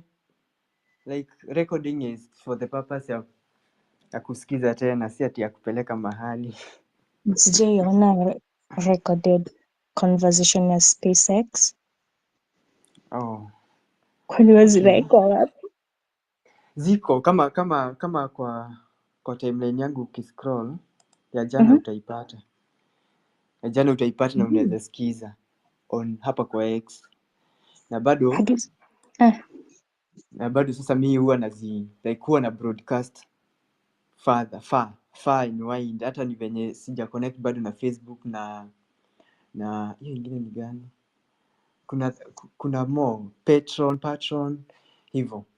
So hata hizi space zingine mtu anaweza tusikiza, like tuseme space za watu wengine ukijoin kwa speaker, they're also recorded. Kila host unajua anakuanga na nini yake na What? his way of doing things. Okay. So Yeah. mostly utapata haziko recorded juu yani watu wanaongea tu conversation hata hivyo tu. Yeah, it's safe not to record ndio watu waongee hiyo extreme language na sijui wakuwa on the edge. Like that's hivyo ndivyo nilisikia, but they actually mimi nimelose some fans juu ya kurecord, juu ya kuweka hiyo. Sinaona kana inawaka hapo juu recording. Yeah. So mtu akikuja akiona hivyo, akiona ni recorded, ako like huko sita enjoy juu sitasema kenye nataka, sita have that freedom. So kwa nini una record personally for you? So sunaniona mimi acha nijiintroduce. Sasa nishajiintroduce to the world. Mimi naitwa Alex Gitahi Maina na mimi ni writer. Niko na books kadhaa kama 5 na huwa naandika articles, research articles, blogs, yeah, hivyo. Na my area of specialization nimesoma sociology. So it's all connected. Unaona, alafu kuna venye sipendi politics, like sipendi see at they are intimidating, but sipendi the way they are done, but somehow najipatanga just at the center of it. Okay. So this is more of research. My research huwa na record. Kuna in the beginning of these spaces nilikuwa na meet watu great kama mwenye ulisikia tukiongea na yeye jana, Maish Major, Mopao. So tunaongea na hao watu conversation, unasikia wamesema vitu deep. Unaona? Wamesema vitu like when you talk with people una get new ideas. Yeah. So when it comes to writing ama to my, sasa nikitaka kuandika, I can always go back. Like hii ni record, ni journaling tu, ni part of journal. Yeah. Okay. So that's it. Like the purpose ya kurecord ni ati mimi personally naandikanga na huwa nafanya research. Yeah, alafu okay. So sijui kama nimeelewa. Yeah.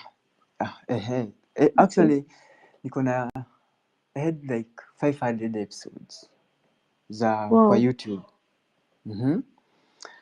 But hiyo account ilifungwa just like 3 days ago. Pole.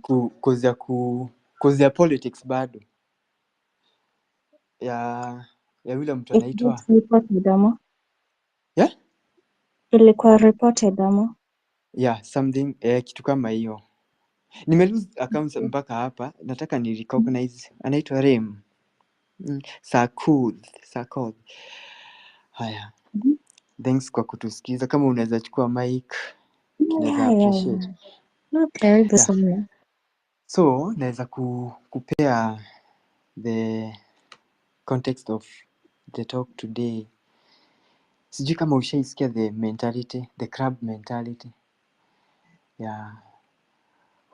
Whereby ni kama when you put in fishing, people who go to fish, like the first time nilikuwa nimeona hii kitu kwa movie, ilikuwa explained in a movie that this guy is fishing but anashika 2 crabs. Akishika crab like akishika crab bado huwa zinakuliwa, probably alikuwa anataka fish ama anything else, but anashika 2 crabs. So akifish anaweka crab kwa bucket. but the bucket hata haiko closed. Every time anafish anapata more. Sijui hata kama inafaa itwe fishing sasa juu ni crabs, anapata crab.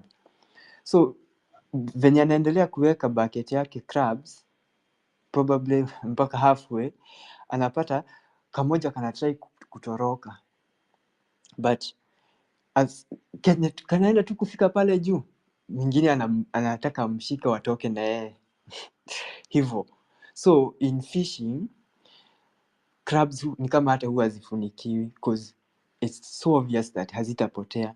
Every time itaenda kutoka mwenzake itamshika, like so ukiweka this analogy to our life settings today na venye sasa this society yenye sisi tuko, yenye sasa sisi kama probably time hii ya Gen Z tumeenda kupigania just a few trips, watu wameenda waka deny their rights, but already watu washa have that crab mentality, wako like kwa nini hawa Gen Z wana like, watu wengine washaanza kutumwa pia, wanataka that attention na nini, wataka pia watume goons pia wanasafa, police pia wanasafa, like wakati mtu mmoja anataka freedom, sisi wote tunasafa in this basket.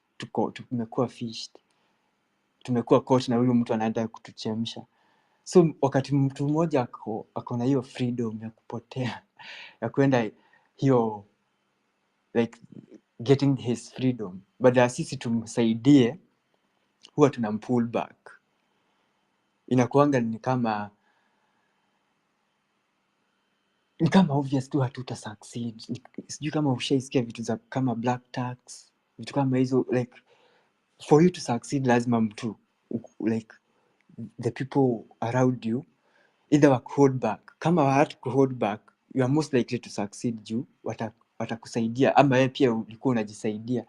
But the most case scenario ni ati most hold back, na hiyo ndio inaitangwa the crabs in a bucket methodology. Na naona tuko na a new listener, Achenwere. Okay, welcome. So nimekuinvite speaker na pia nimeinvite everybody as speaker juu hatuko wengi sana, na probably nimewapea the analogy, like you can almost see it in our society venye iko saa hii, like huwezi succeed. It's not just so easy for you to succeed juu mwenzako anakuonea gere, ama sijui inaitangwa aje, like ako like akitoka pia mi nataka nitoke na yeye, ama sisi wote tukue sasa sisi wote tuko caught up, tuende tukakue soup. Yeah, sijui what your idea of that, ama just what your contribution, Irene.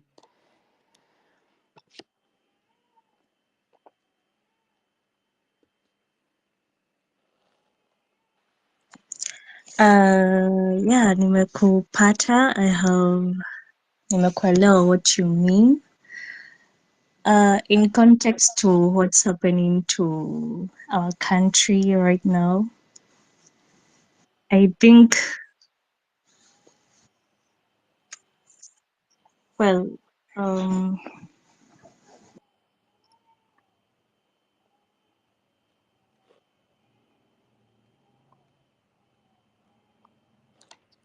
Oh, sorry, ni kama mic yako iko mute, so siko sure what's up, but all in all naweza endelea tu kuongelelea ama hata kuiongelelea this crab no, mentality. Okay. Baba. Or let me just ask you first. Kwa hii the crab mentality, what is the context in relation to what is happening around us in our country right now, like Okay, like yeah, kama already tu before, like venye Gen Z walijitokeza already goons walishatumwa na wakatumika already hata askari walishatumwa na wakatumika, like sisi everybody ana feel to the pressure but when the generation when one party is about to succeed, Gen Z was about to succeed, hiyo kama hiyo nini haingekuwa infiltrated, like sahi tunahodiana back the goons, the business people, the generations. Sasa like imekuwa hata ni between generations, tuko sijui kama umeniget. Na yes, Escocia, welcome.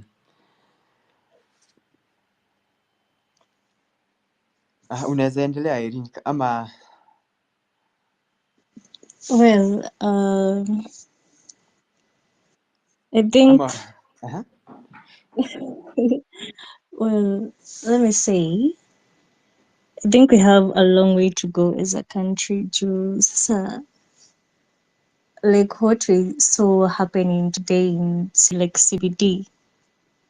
Kulikuwa na this goon attack all around CBD. They were circulating with motorbikes and there are policemen out there, but they weren't touching them. They weren't hurting them. Hawako wanastopisha or the way they do to peaceful protestants. Rumor has it that they are being paid by,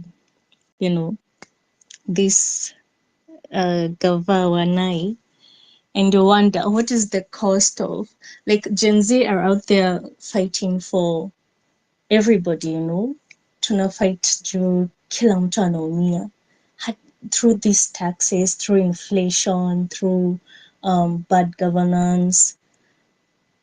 We are all suffering, and when we're out there in the streets, hati kila mtu anataka kuwa out there. And so you really wonder, even if they're getting paid whatever they're getting paid, of course it's not enough to sustain them for a very long time, but you'll find them accepting that cash could cater for the needs that they're seeing at that point, when watachukua hizo pesa maybe to deal with the problem that they're facing at that moment, but they're not looking at the future. They're not looking at what next after hiyo pesa yao imeisha. They're not saying that they're risking their lives, because uko kwa street hakuna mtu harisk, kila mtu ana risk, uwe polisi, uwe goon ama uwe peaceful protestant, it's all risking. But there's a difference between risk for something, for a better change, na risk your life juu ya kulipo pennies, you're being paid very little cash. Is it worth for them to just accept it and come out here and wanasema ati hatutaki maandamano, sijui Gen Z waache this protest, but they don't even understand why we are doing this. I think that if just everybody could come to an understanding of which it can't happen, juu kama vile like naona sahi ndo in a trend, there's a lot going on in like sijui ni Embakasi or Githurai and another place, siko sure, but Githurai, there's just a lot going on and you just wonder, where are they doing this? There's this picture of, say, like the killer cop. It's been circulating for weeks.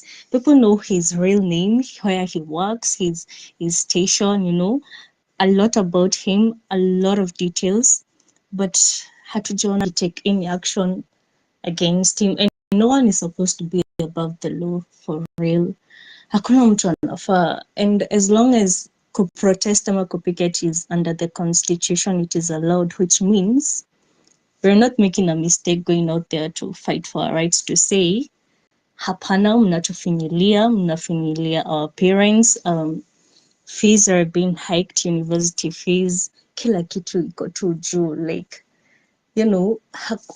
we're already being burdened by a lot that's going on, and you're just here. You just wanna bring back bad people. You wanna bring back people who, you know, come out kama Kindiki when they applaud the police, but they don't see they don't feel the pain and the tears of those who've lost their children, you know, because we've lost a lot of people. And at the end of the day, wazazi wetu ndio watakuwa like, if say like something happens to me, of course my friends will feel it, you guys will feel it, but who will stay with the long-term pain? It's my parent, you know.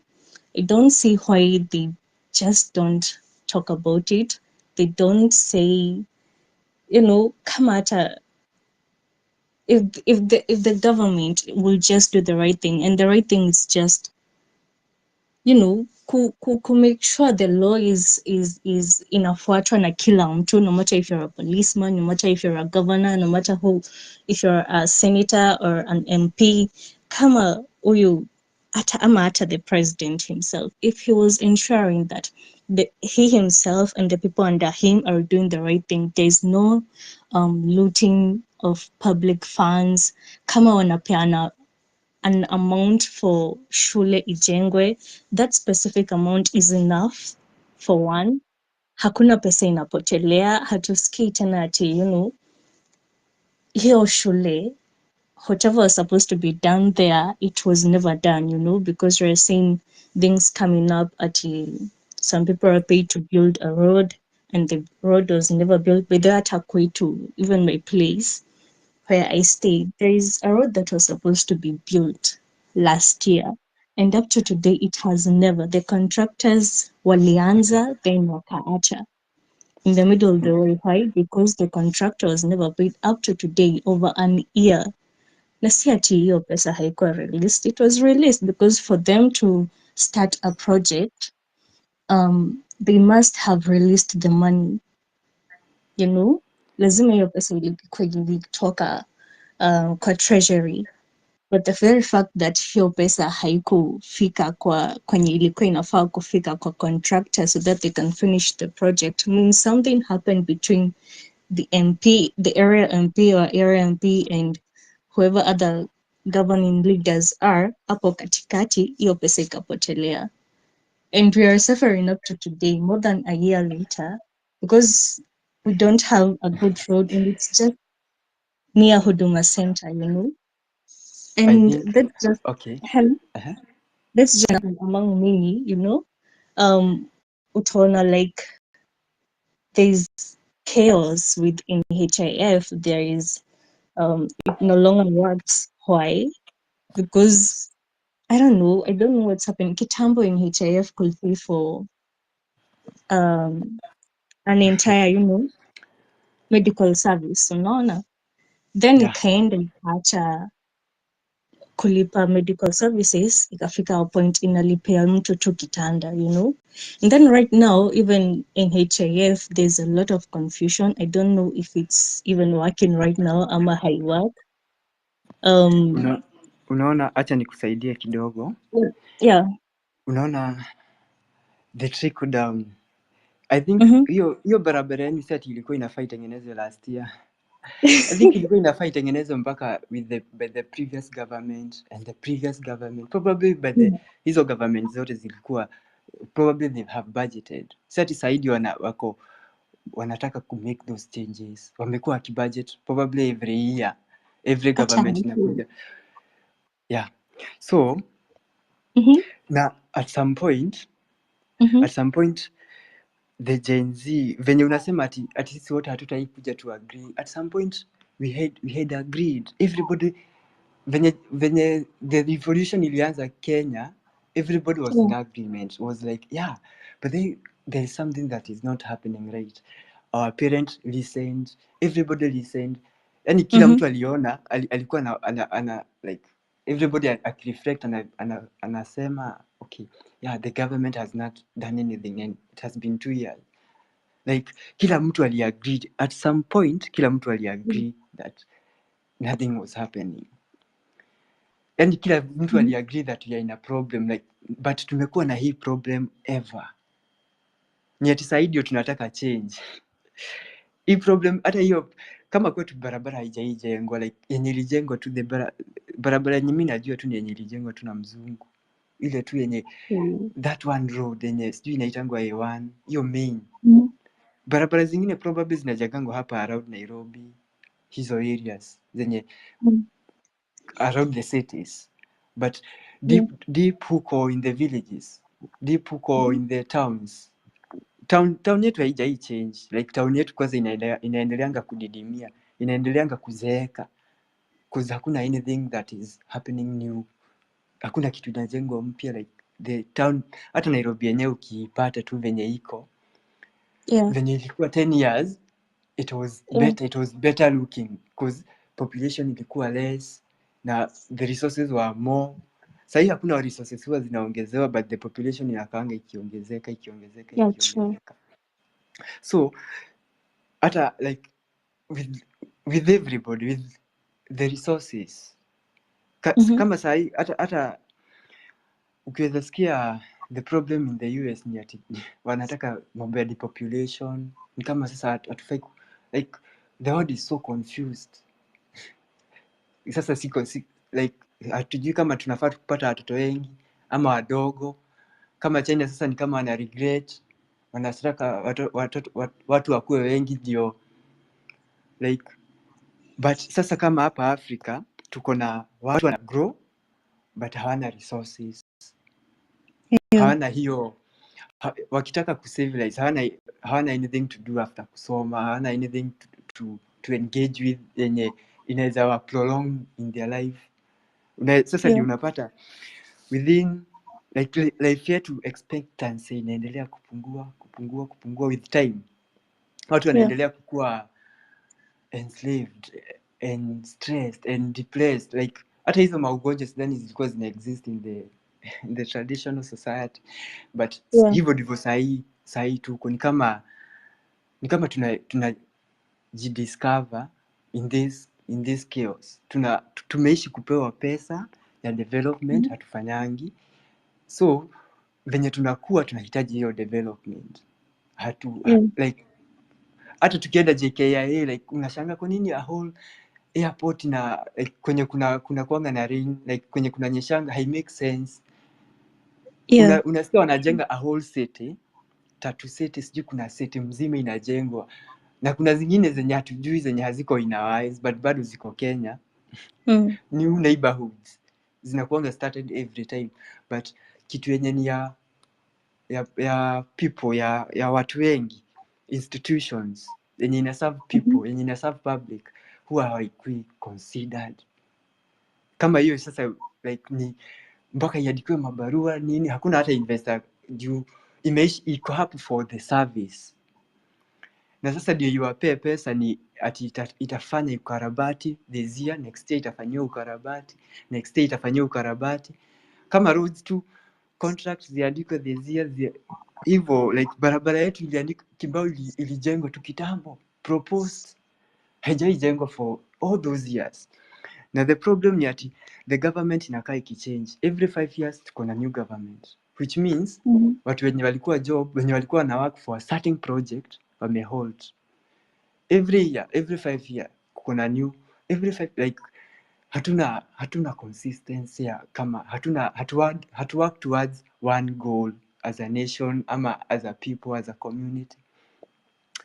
And acha nipatie Escocia and atapea Maish alafu Irene utachukulia hapo.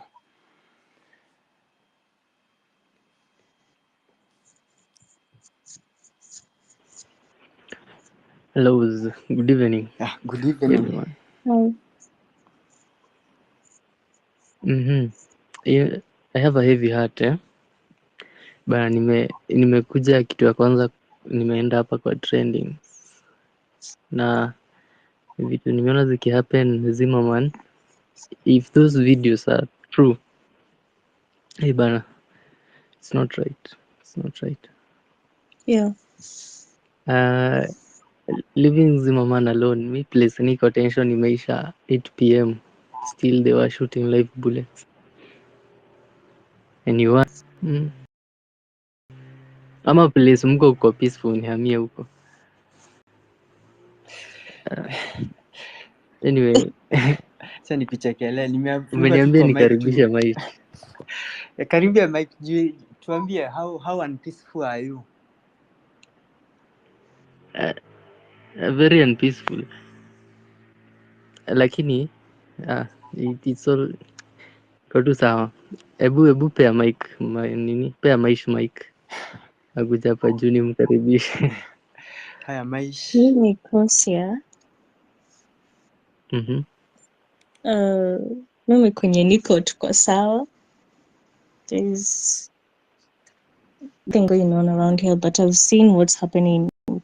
Yeah, get the rise, Mama. I'm so sorry. I hope you are safe, and I hope that this.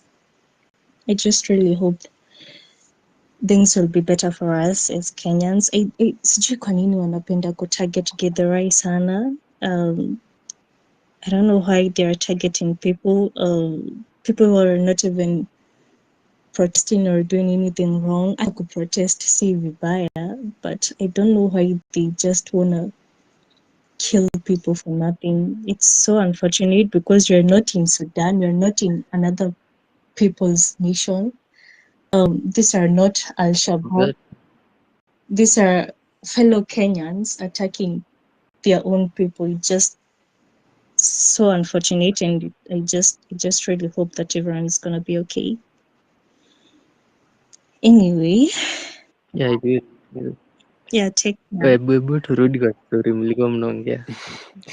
Hiyo ndio story Divert. tulikuwa tunaongea, hiyo story, exactly that story. I said tuko out.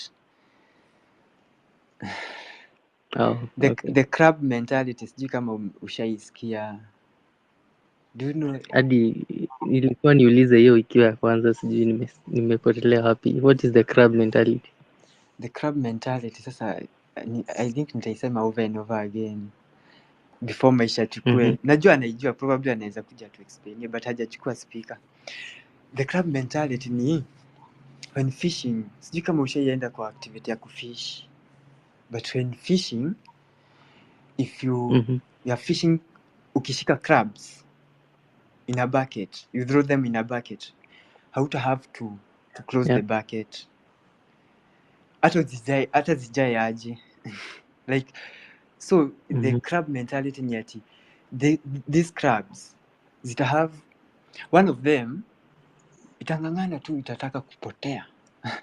Utaiona tu like itaiona tu ndio hiyo iko karibu kupotea, alafu utaona mwenzake amemshika akamrudisha. Hivyo seti anamrudisha, like, but anataka watokee na yeye, like that was the idea, like huo ako karibu kutokea, tunafaa tutokee na yeye, na every time huwa hawatoki wawili, every time ni ati huyo mmoja anarudishwa. So the crab mentality ni ati with people ama with whatever is happening today, even in our society, ama kama sahii hii whole revolution ama hii change yenye watu wana demand, ni ati watu washaona tuko kwa bucket and you are just going to be soup, na kuna mtu ako na idea that they can run away, probably anaweza run away alafu afanye something else, probably aendeleze generation zetu, but what we do sisi wenye wote wengine tuko kwa bucket ni ati tunamzuia kutoka, tunamhold back. Unaona kama venye Gen Z wako tumepata, like we are all watching. By the mean, like I'm feeling old, like nimeona gava, nikaona over and over again, like the same old shit, same old things, repetitive, like hakuna change, hakuna drastic change in my life, in the physical, like yenye na expect wafanye physically hawafanyi, na hiyo pesa wana collect physically, like unaona wanahitaji watuonyeshe institutions, roads, those dams, hizo mauwanja hivyo, like tunafaa tukue tuna advance na time, but ni kama tumesimama, ni kama tu we have been in all these we una change, unazeeka, unakuwa mtoto, unakuwa mkubwa, but around hakuna change.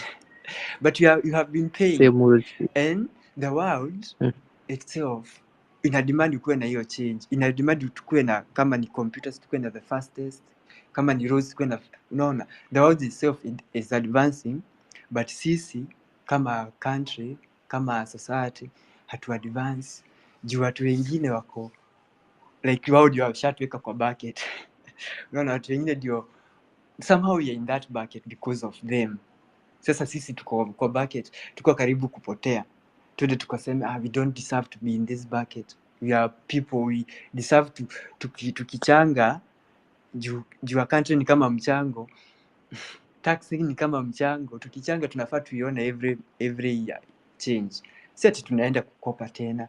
Like we are 10, like I think we are 10%, like leaders juu kama ni 1%. How comes na watu wanaenda kukopa na everybody else is productive? Like I make sense kwa nini the cycle of undevelopment, kutaka more na sterile, like hata promises, unaona it's so easy hata kama Ruto ama politician kukuja kukudeceive juu wewe unajua deep in you that unahitaji hiyo change, unahitaji hizo barabara zikuwe better, unahitaji hizo, kama ni mama mboga alikuwa anahitaji their places zikuwe upgraded, kama ni farmer their places pia ikuwe upgraded. Hivyo everybody alikuwa anahitaji kenye politician ana promise, so it's so easy to be manipulated juu they are just telling you what you want to hear. Yeah, Maish. Yes, Mr. Alex. How are Yeah, you? welcome. I'm How are you? fine. How are you, everyone? Very Mimi jina yako ni ngumu kutamka. We are good. Jina yako ni ngumu kutamka, sijui ni kwa sababu nilisomea. Iko sawa, umesoma vizuri. Okay, na Ecos, yeah. How are you? very fine. Okay. Nice to meet you again. Nilikuwa busy kidogo, that's why I could not be able to pick the mic when I was invited. But thank God I have gotten a chance. Naona leo mnaongelea about the great Gikuyu crab the crab mentality. If I can't have it, we should. I don't know how you unamalizia hiyo sentence aje. If I can't have it. Unaimalizia aje? Hebu mtu aseme kwanza nisikie. Oh, okay. There is a language in our Kikuyu culture. We say that when the rabbit, the rabbit was known as the most intelligent one and cunning one. So there is a day they say that a rabbit went to fetch some fruits, and when it was not able to reach the fruits, it ended up saying that they are not ripe. So it was like kind of an excuse. But okay, for me, I can say this. Kulingana na venye najua, we as a human, tunakuanga na kitu inaitangwa jealousy. And mostly with African, because I'm an African, I can speak for on my side. We are jealous, and most time we find that you are jealous of the success of your neighbor because you don't want him to be successful and you be seen as the less successful. Because people will tend to believe that the most successful people, they are the intelligent one, okay, and the less successful, they are allow me to use this word, they are not intelligent. Otherwise, they are the opposite of intelligence is foolish. They are not wise. They are not okay. They could not make it. So when we tend to say that they are not wise. But those who are made it, or those who are rich, they are perceived to be intelligent and wise. So That's why there is that ka feeling, unaona msee akimake na wewe hujamake, ni kama wasee wataanza kukuona ai hapa, kwani si nitajajiwa na watu watasema they will end up saying that mimi ni kama situmii akili vizuri. So hiyo sasa ukitranslate into the to mambo ya development, tuseme mulisoma na, for example, let me take for example my colleagues we were in school with, those we studied with, and after school kuna wenye saa hizi we are not yet one at equal levels. Kuna wenye wamemake na kuna wenye bado wana struggle. So ukiangalia vizuri kuna kare kawivu ka jealous kana kuingia, hey, mbona wao walimake na mimi sijamake. So hiyo ndio unakutanga tukiingia in our Gikuyu culture pale zile mtaa za home, tule to village, the centers, those to centers, to urban center, to wenye tuko in the village, unakutanga it is very hard to see those urban center growing. Why? Because that jealous ndio inasababishanga watu wanaona ni kama uko na tupesa, unafanya kamradi, unafanya ka kitu hapo, so they tend to say you becoming kind of you are not respecting others, you are showing off, and to avoid that, all those negative talks, you end up going at a slower pace. And mind you, the people who bring development to a certain area, they are newcomers. They are not people who have been a long time there or been grown up, or they are the indigenous people. They are people who come, the visitors, those who come to buy land in your area. They are the people who will build a very good mansion. They are the people who will develop. They are the people who will bring all kind of development. But the indigenous people, they will tend to cool down. They will tend to pretend they don't have it. And in our Kikuyu culture tunaonanga, that's why unaonanga, we say Kikuyus wanaishingi postponed life. Why? Because unaona msee ako na pesa zake, but he will never ever come out and be seen akivaa vizuri, akiishi vizuri, akikaa vizuri. So will always be like the villager, the same villagers wenye wanakaa wakiwa wenye kama watu wa kuhurumiwa. So everyone in the village will be afraid of being seen as someone who is making it. That's how we perceive it. That's where you tunasemanga, unless you utoke area ya kwenu uende bari, so you can develop to the place you go. Ukikaa kwenu, your neighbors will turn to be your best enemy when you start making it in life. That's how it is. That's how it ends. That's the end game. Nakusikia. Okay. The most successful are the most intelligent. Yes. That's how they are seen. That's how they are perceived to be. You see fact. Listen, somehow it is fact, but somehow I cannot credit that one and say that I cannot give credit, enough credit. You know why? Because there are people who have made it through dubious means. There are people who have gained all those through dubious means. Someone is a con man somewhere. Someone stolen some property somewhere and he get away with it. Will you say that that person is wise and intelligent? Someone inherited. Oh, okay. But sasa tunaweza sema success ni relative. Like success sasa ndio tunafaa tuseme what did we say success? Ni kukuwa na pesa, ni kukuwa healthy, ni kuishi miaka mingi, ni kukuwa happy, ni kukuwa na more children. Yeah. Success depends on you. Success depends on you. Kuna msee akipata watoto wengi kama kitambo, ungepata watoto wengi kama watoto 10, you are perceived to be successful. Kitambo, those were 90s. Ukipata uko na watoi wengi, ilikuwa inasemekana you are successful.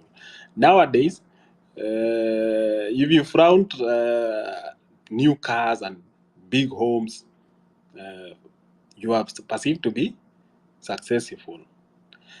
Let me tell you one thing. Maybe you can relate this to whatever I'm about to tell you. Ukiangalia vizuri, those people who become successful through the hard way, you know, there are people who become successful through the hard work. These people are work their ass like shit until they made it. These people, when you come across such a person, you will never get anything out of that guy for free. Even a 50 shillings will be a big thing for him to give you for free. On the other hand, come across a guy who made it through some dubious means. My friend, everyone around that guy will be smiling. Everyone around that guy will be smiling because that guy will be flashing out money like nonsense. Will giving you 100K like 10 bob. That guy doesn't care because he knows that money is not genuine. Na nasema hivyo kwa nini? Mi nimeona wasee wenye nimefanyia. I was in Nairobi, I was working in Nairobi. I was working with one of those guys. I can say they are billionaires because mtu amepata uko na more than 20 flats, 20 apartments. Say ako na over 30 na saizi ana own more than 30 minibus in Nairobi. That guy is a billionaire. That's not a millionaire. So that guy alikuwa ungebaki na change yake ya 50 shillings. My friend, that guy could call me back when he's at home and ask me where is my 50 shillings. Hesabu zangu hazibalance. Hesabu zangu venye tumefanya na wewe kuna pesa umebaki nayo. Imagine, that's a billionaire and will call you for 50 shillings to remind you that you have his 50 shillings.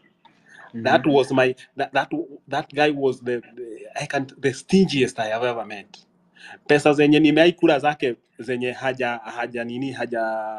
sijafanyia kazi, it was 500 shillings and I remember very very well. It was in December and he came, he found me there nikiwa nimekaa hivyo kama mtu ameparara kaniambia, ni sikukuu, chukua hii na kununue soda. That was my first and the last money I got from that guy for free, 500 shillings. Now, during campaign, those politicians, they will come and frown a lot of. Why? Have you ever asked yourself why? Who can give his money just like that? The hard-earned money.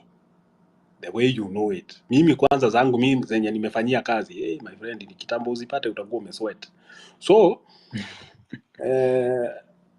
I can relate or you can relate from where I'm going with this information. Yeah. Okay. In your case, you are employee, you are billionaire. You are stingy. Si mwenyewe wa kwanza nimesikia. Like watu wenye, I think to be intelligent you have to count salt one by one. Lazima ujue buzi zako zote ziko wapi. Yaani watu wanakuona kama uko na do mob but you know each and every one. Unazijua na rangi, unajua hii nilipata lini, na inakujanga hivi. So wakati kitu kadogo tu kameenda off, you will know. Hata kama una run a whole system, utajua. Tuko na a new listener, Azma. Rin, do you think the most successful people are the most intelligent? Na wenye si successful ni foolish? I don't think it applies in every case, because you'll find very intelligent people who are first of all, I think success is very inaweza kuwa defined into very many aspects. Kuna mtu anaweza view Hebu success kama nikucut short by the about success. Something I just remembered. Hauwezi kuwa like success ni all round. You have to you get to this, kama uko successful in all round. Huwezi kuwa successful with money only. Utajipata tu how ndio tu anaweza kuafford the good life, anaweza kuenda hivyo. Success inakujanga the whole baggage. So if the word successful ina appear to you, ni at you all those factors zote, kama ni marriage, kama ni children, kama ni hivyo, hizo zote una tick, you are doing great, you know, you are successful. Unaona? Yeah. Yes, I remember there's a time, not so long ago, like a couple of months back, there was this lady alikuwa ameshika placard, alikuwa amesema vile amesoma uni degree, akaenda masters, akafanya PhD. I don't know, she was doing a scientific course, siwezi kumbuka in details, but she doesn't have a job. So she was holding that placard in CBD, going around and saying, please hire me, I need a job, you know. And this is a very intelligent person. Huyu ni mtu book smart, you know, amesoma sana. She has a lot of scientific knowledge. She can contribute a lot in the field that she was studying. But yeah, she is successful in kupata those degrees, to how to get the knowledge in whatever she was studying, but she cannot get a job. So she's successful on one aspect, she's not successful in the another aspect, which is crucial. She needs a job to sustain herself. She needs to use all that knowledge to help somewhere in the society. That is why she went to school, and that is why she even went to a place of getting a PhD. Juu ukipata mtu hana degree, kona degree, anakosa job, anaona afanya masters, she goes and increases her knowledge, but bado hapati job, anasema wacha nifanye up to PhD, you know.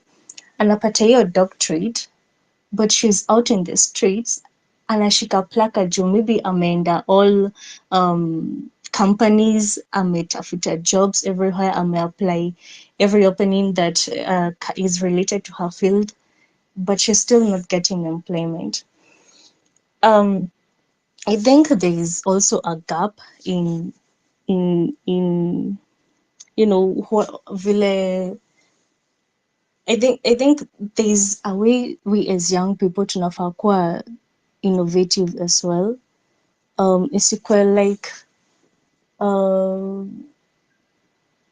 what you've done is necessarily if you're stuck, you just remain there. Kunafaa kuwa na pia watu wanafaa kujua if there's anything else you can do, just try it, whatever it is. So the crab mentality, I think people need to, I think success is just very personal to kila mtu. Utapata kuna mtu ana chase the bag, you know, but doesn't want to go the right way, you know, kama these politicians. Analipo mshahara, a lot of money, over 100K, sometimes some of them like $1 million per month. Somewhere like maybe the attorney generals and the people above, they're getting paid a lot of money, but they're still looting. Why do they not get satisfied with what they're getting? Because it's still our money they're getting. Why do they not hawataki kuona like, I can do this, I'm getting paid for this, but because I'm handling a lot of resources, I need to do my job, I need to you know. Hello. Nakusikia.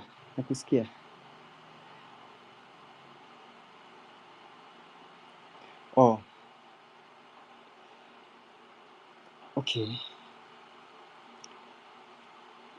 Escocia.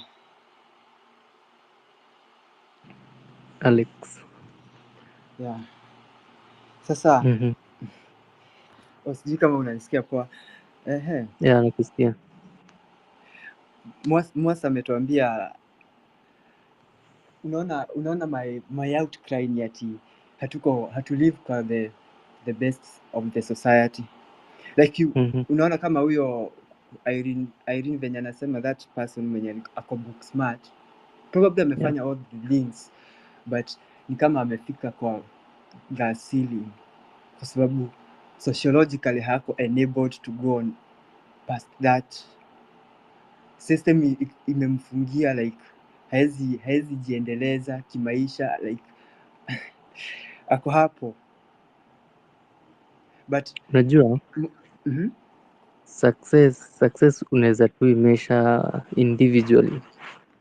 Probably vitu unaweza kuwa nazo useme uko successful. Okay, let me use it the other way. Probably vitu unaweza kuwa nazo niseme niko successful.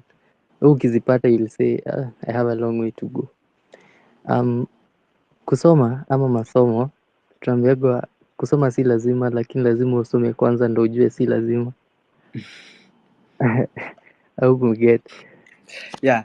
So education is a factor to be successful, and again it's not a factor to everyone.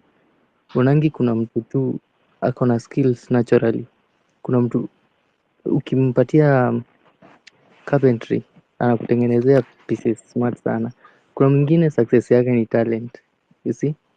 Siti alikuwa na intelligence. No, again it depends una define intelligence aje. Kuna mtu intelligence ni the book knowledge, intelligence hiyo ya kuzaliwa nayo, you get. Lakini it's a factor. Juu tunaambiagwa you're not paid to get tired, you're paid to deliver results. Okay. Naona Mwasa alikuwa ameinua mkono juu for a long time but okay, nimekuwa kurealize, unaona I think venye tu mmesema, I think success inaweza kuwa self defined, si ndio? But kuna sasa mimi nikitaka kuachieve my dreams, my success in this society, siko enabled, society hainihold. Society like umesoma umehave degree but haufanani na mtu mwenye ako na degree in the US, cause mwenye ako na degree in the US already ako like maisha yake haijasimama kama yake inaendelea, yake alikuwa assimilated in the money industry, like bidii yake ililipa, but wewe bidii yako imekuja ikafika mahali ikafika like sasa tafuta something else, something crooked. Hebu Maish tuambie something. Oh, sorry. I wanted to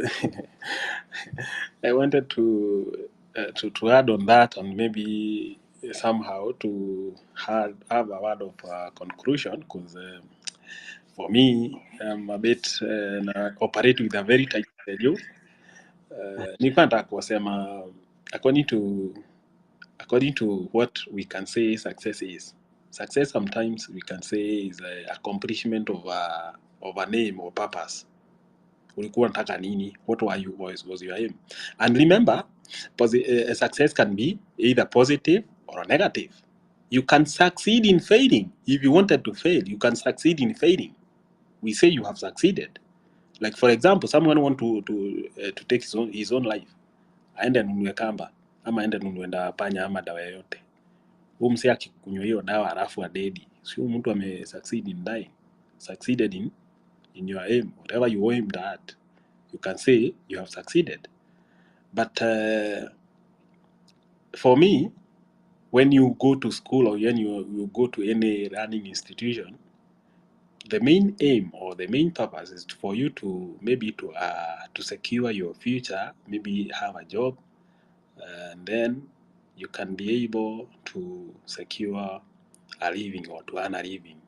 That is the main aim. So whenever you go to school or you go to any learning institution, you go there to acquire that knowledge, so that knowledge you can use it as a tool to go there in the field and work and earn a living. I think that's the main aim. So whenever you go to school, you have an aim. That aim, whenever you get it, whenever you get that job, and you start earning a living, that's then we can say you have succeeded.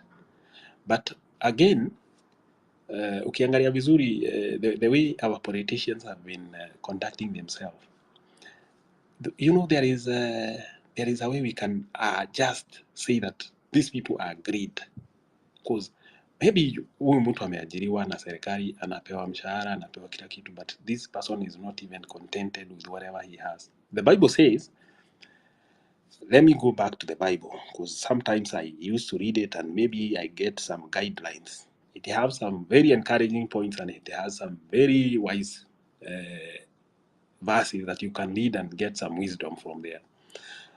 Inasemanga, kuna verse inasemanga, I think in the book of Philippians, I don't know, I'm not sure, but inasemanga, godliness with contentment is a great gain. You see? Kutosheka, contentment, being contented with whatever you have. You have already achieved. You have already succeeded. Being contented, even if you because the heart of man is built in a way, or is made in a way, it will never be satisfied. Unapatanga mtu amepata 1 million, that person will not sleep. Mwingine amepata 1 billion. Saa hizi tulikuwa na wenye ukiangalia zenye wamejisavia their net worth, mtu unasikia na akona 10 billion. There was a CS, I don't know who had 4 billion. So for me, nikiangalia huyu msee, ni mtu naweza sema akae nyumbani, wenye hawana waajiriwe, but wako hapo anataka hiyo position. What is pushing that guy to be working his ass or her ass up whenever you have billions and you know 1 billion how much it is? Na huyu mtu ako hapo anajitolea, ako hapo, na kuna Mkenya analala njaa, hana chochote, na huyu mtu hawezi sema because me I have enough for myself and for my generation, let another person come in and have it. No, hawezi sema hivyo. Huyu mtu anawak day and night. So tukianza kupima the types of success, now we'll come to one point saying that you must have a limit, maybe have a contentment such that you will not have more than that. If it exceeded a certain limit, we can say you are greedy. Tuweze sema tu wewe ni greedy, because kama uko na pesa zenye utakula na watoto wako wakule na wasimalize, so wewe ni greedy na you are continuing working your ass up, you are continuing being corrupt, you are continuing to steal from the public coffers, you are greedy. Tuweze sema ati now you are looking to, because your aim was to get that job and you got in, and you are now greedy. That's how I can just conclude it. Anyway, thank you, Mr. Alex, and thank you everyone for coming to the space, and maybe we shared one or two things. I'm happy because we can talk to one another, we can exchange words of thoughts, and there is wanasemanga, nobody is wise enough to say that I will not listen to other people. Whenever I am talking, I'm talking of what I know, but when I'm listening, I can listen to something new I didn't know. And when I listen, I learn and get wise every day. Thank you very much for every one of you. Thank you Mr. Maish. Sijui kama kuna mtu alikuwa anataka kukuuliza swali specific amongst our speakers, ama kukuthank personally. Kama ni hiyo akona time, like naweza can say something. All in all, Maish, umetuambia godliness with contentment. Hiyo ndio nasikia kama kuna time nilisikia hiyo jina contentment. Sijui kama naisema vizuri, but ni hiyo kutosheka, kwa umetosheka na kenye uko nayo. Sijui kitu kama hiyo. Yes, contentment is in kuridhika. In Swahili we say kuridhika. Kuridhika. Oh. Language kuiganira. Yani you just pata msee, sikiza, unaweza pata msee ana earn 1,000 shillings per day. Na ako sawa. Unapata mwingine ana earn 500 shillings per day. Na ako sawa. That person is okay. Yeah. Analala vizuri mpaka asubuhi, inampata anashtukia ni asubuhi. Okay? Huyo mtu ametosheka. Si kwamba ati ile pesa inatosha ati akipata zingine ataziacha hapo. I think you get my point. Not that that person is getting enough that akipata, tuseme you earn 500 per day. Ati ukipatana na 5 ingine 100 shillings imeanguka chini utaokota, you have your 500. No, let me give you a story before I finish, before I go. Let me give you a story. There was a certain man, a certain guy who was a very crude guy, crude and cruel, and at the same time was greedy. That guy, he went ahead when he was walking in the village. He lost his 30 pieces of gold coins. Now he started walking in the village and summoning everyone. Everyone who have seen my gold coins, please return, please return. Now in the evening, a certain villager had a girl, and this girl was coming away from the school, was coming from school, going home. She came along and she found the 30 pieces of gold coins. Now she picked the 30 pieces and she went home. She met her dad and told her, "Dad, see, I have found 30 pieces of gold." Now the father of this young girl had heard that there was a certain guy who had lost the money or the coins. Now he called the guy. He told the guy, "Now come, we have my daughter has seen has found the coins that you lost, you are looking for." Now when the guy was handed the coins, he said no. He counted and he said no, there are 10 missing. There were 40. Now the guy proceeded to go to police, and he told the police, I was looking for my money or for my coins, and this girl has found the money, but there are 10 pieces missing. Now the girl alipelekwa kotini, akapelekwa mbele ya judge. Msichana akarudia akasema, mimi niliokota hizi coins zikiwa 30 na hakuna kitu ingine najua. I only found them as they are, and nikaletea babangu na babangu akaitia huyu mzee. So the judge stood and said, now cause wewe mzee unadai wewe ulipoteza 40 pieces ana zenye zimepatikana ni 30 pieces. Now hizi zenye zimepatikana sio zako. We shall search or we shall look for the owner. Tukisikia mtu mwenye anaulizia zake 30, now we shall go to the girl. Now the girl, you keep the 30 pieces of gold coins, you keep it. Na wewe mwenye umepoteza zako 40, you have to wait until zako zipatikane.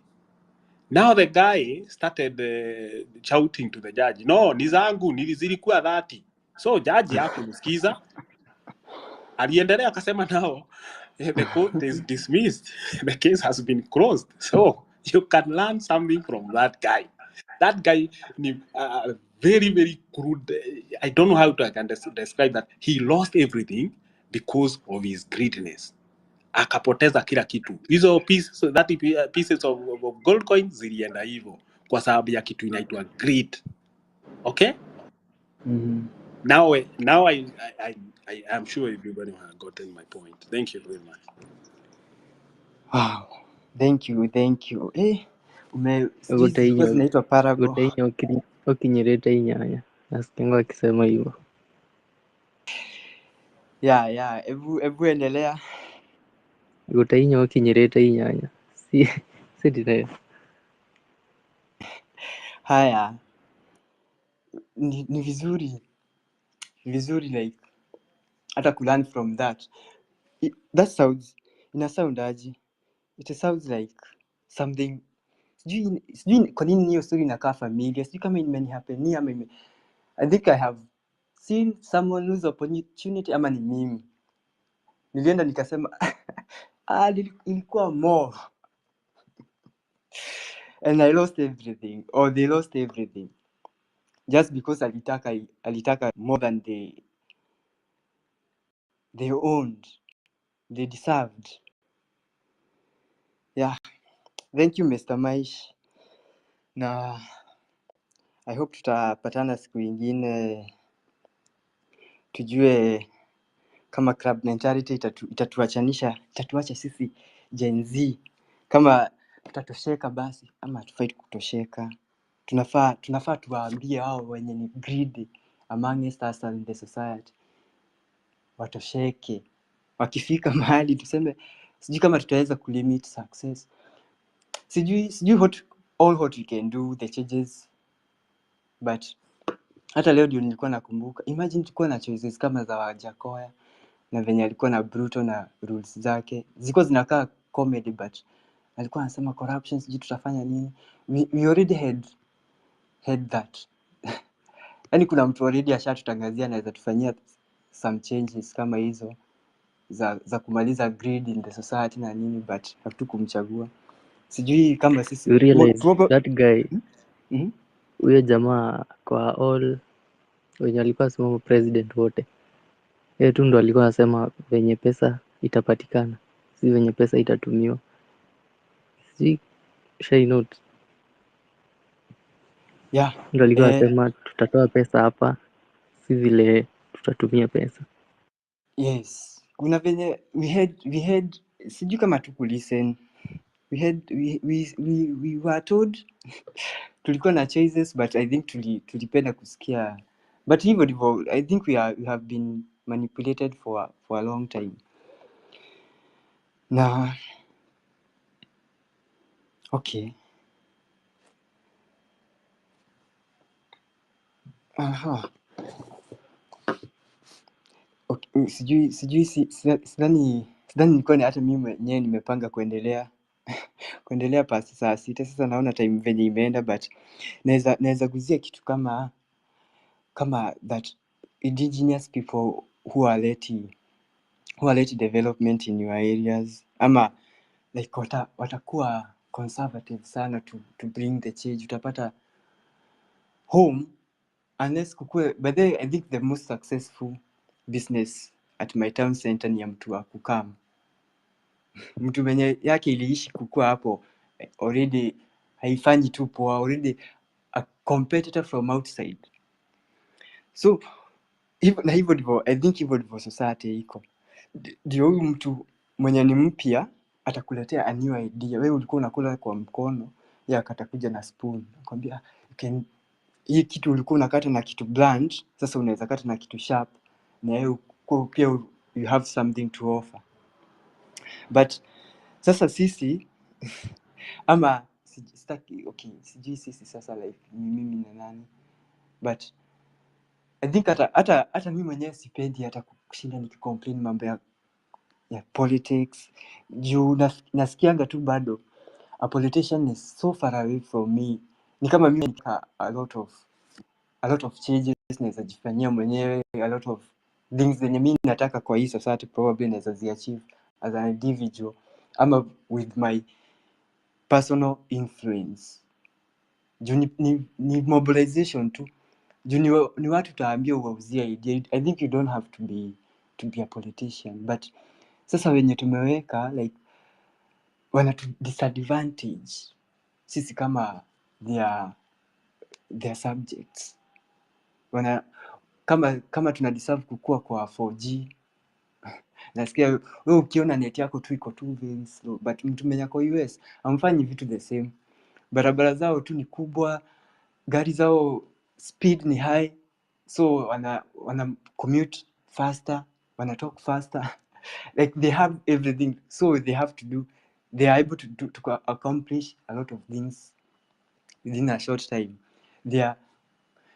na kuna venye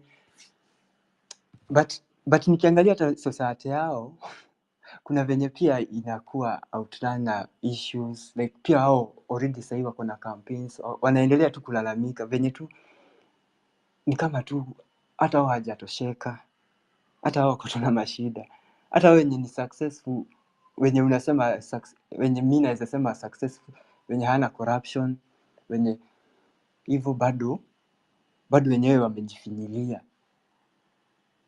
bado wenyewe wako everyday wako we have to make this rule ndio to navigate life this way, we have to make this rule.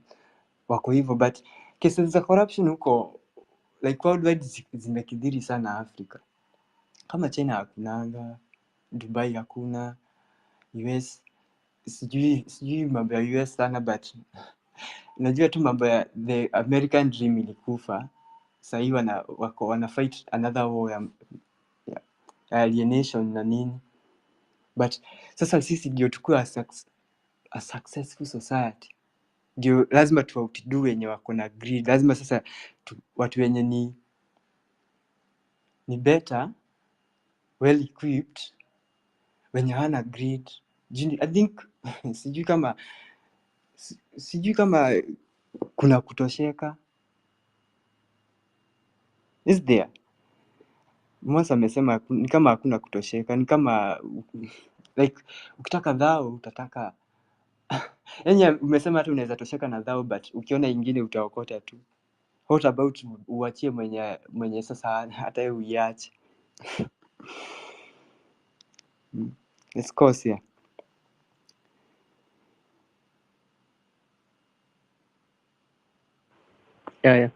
Yeah. Wow, unataka nikuulize swali specific? Wewe ulishatoka kwenu ukaenda kudevelop another place ama how are you succeeding? Yeah, siko kwetu lakini the intention was not to develop another place. Ati sijakupata? Siko kwetu lakini the intention was not to develop another place. Okay. Ni mostly wewe umeendea success. Yeah, personal. But somehow unaona sasa kama scenario ati tuseme mtu mwenye ameweka duka kwetu yeye pia amekujia success kwetu, like ni win-win situation. Unaona sasa wewe probably your landlord anakuangalianga hivi anafurahi juu yani hakuna watu loko si wenyewe wanakomboa hizo manyumba. Hata Nairobi tu iko tu hivyo, ni watu wenyewe wako so far away ndio wanakam kufanya biashara. Nimekuelewa sasa. Yeah. It applies to everyone. Mwenye as long as uko kwenu. So hebu kwanza mi nataka kuenda. Yeah, tupatane kesho ama. Haya. Time ina allow. Thank you very much kwa kushow up. Yeah, alafu uko una recognize huyu Mustard Writer. Anakuanga listener. Jana alikuwa, leo alikuwa, hadi space ikaisha. Probably ukifika mapema sana utamjua. Huwa anakuwa recognized. Mi ndo nakujanga late anyway. Kuna venye okay. Yeah, nimekuget. Ni venye I know them. I know them personally. Okay. So najua hata anasikizia wapi. And kama hapa nimerecognize. Yeah. Ni sawa. Ni part of us. Okay. Yeah. Haya, good night and thank you very much. Yeah, thank you. Good night everyone. Irene, did you have something to say ama drop hivyo? Time ina allow kudrop. Yeah, mimi nitasema tu my apologies. Na pia thank you for co-host a space, Alex and Maish. Thank you for being here as well. Hey, good night kila mtu. Haya, thank you. and good night Mr. Maish na Master Brighton. Nimeambiwa nimeanza kumrecognize, nitamweka kama a different party. Thank you so much. Sijui kama naisema vizuri, sijazoea kukuwa grateful. I think I was amongst the greedy. Sasa ndio mimi narudi, nimetoka huko kwa wenye walikuwa na tamaa, wenye walikuwa wanataka everything for themselves. Nilikuwa nadhani by then naweza kuwa successful, but I think I should be contented ama something like that in God. Nianze kufurahi venye niko. Yeah. And I'm learning a lot from this space. As always, inakuanga inspiration. Kama huwa na look forward hata kuifungua. Hata somehow I'm anxious. Na something I have learned na si mara moja kama mara mbili sasa, ni ati your fears ndio the things you are supposed to be doing. Kama unasikia hiyo kitu inakupeanga anxiety, kama unasikia ukifikiria hiyo idea inakupeanga uoga, hiyo ndio unafaa kuwa una face. Hiyo ndio unaweza kuwa the greatest at. So I'm here facing my fears. Kuwafungulia karedio kama Mount Kenya, the great Gikuyu. Ningeweka dash, but ni kama wanipei majina mob, wamenilimit. The crab mentality. I hope mtu like sisi wote tutosheke kama tuko kwa bucket na mtu change. Mimi mwenyewe ni change within, nikuwe better, nikuwe successful on myself. That's the only way I can make a society great. Yeah. So kesho as usual, kesho tunakam. Kesho niko hata na guest na naweza wapea hint, tunaweza ongea mambo ya medicine, ya big pharma, vitu health related hivyo. So unaweza jihami, but nitakaa nikiupdate on Twitter and everything. So thank you so much. It's 12:15. Naishia. Chup. Mimi nagoja, siwezi shuka kama mjashuka. Because mkikuwa on, hebu endelea kuniengage Irene. Hebu niambie unaniambia No, I'm just saying. Thank you. Acha nikutangaze. Hebu endelea kuhost kidogo tukusikie. Mimi. Yeah. Hi, I just wanted to say thank you for hosting this space and the things that you've discussed today. Yeah, na kuwish kila mtu a wonderful night. I'm happy mko poa, kila mtu ako sawa. And we pray for the people in Githurai and Zita Mbakasi. I really feel bad that people are getting hurt. I just hope that we will achieve what we're fighting for at the end of it all, because we have really suffered, and those pray for them that they're gonna be okay. Yeah, asanteni sana. Good night. Haya, thank you so much. Welcome kesho na okay, acha niwache kuwapea responsibility ati kila mtu akuje na mtu. But I enjoy the space na the freedom of expression na nini. Yeah, me too. Yeah, na juu naweza endelea kuguzia probably ndio juu mko hapa mi okay. The idea ya kuhold this space ni ati nataka nipange, nataka mimi mwenyewe ni kama najichallenge. I have been on these platforms for over 10 years. Alafu wow. But si ati nikifanya but I have sasa juzi like 1 year hata Maish tumemeet na yeye I think this year.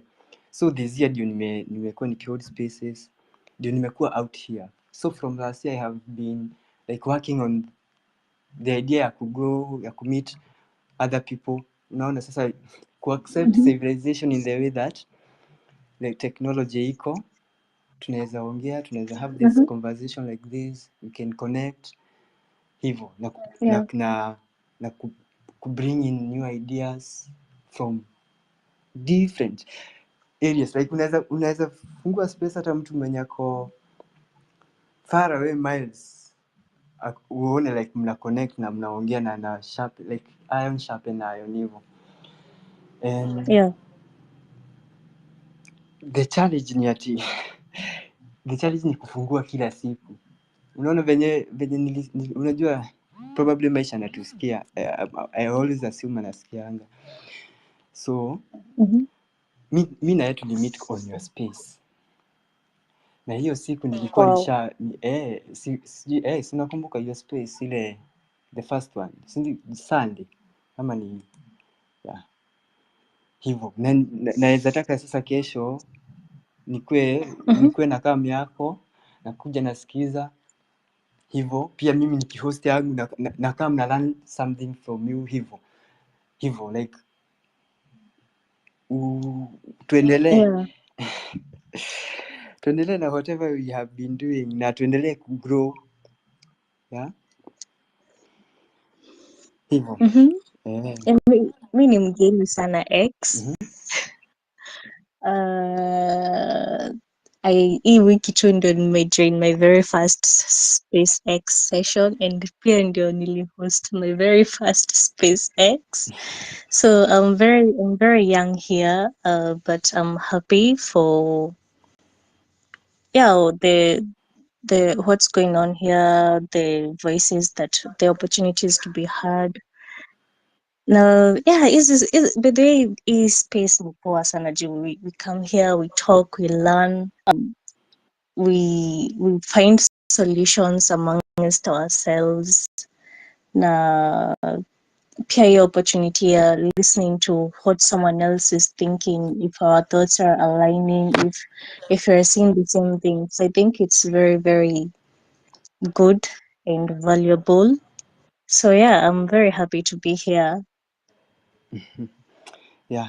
Thank you, Alex. And thank you, Maish, Pia, for all your contributions, the both of you. I learn a lot from the both of you. So far, I've learned a lot. I'm very grateful. Thank you. Okay. Sometimes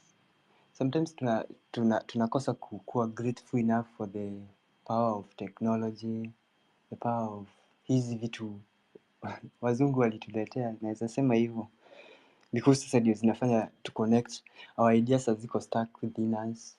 Like me unaweza nipata na some ideas kama huyu mwenye alikuwa crude and cruel, mwenye Mainana anatuambia probably hakuwa anajua, probably amekuwa hivyo successful through that way, hiyo ya kukonka watu na kudanganya, na every time amekuwa successful na it has been working.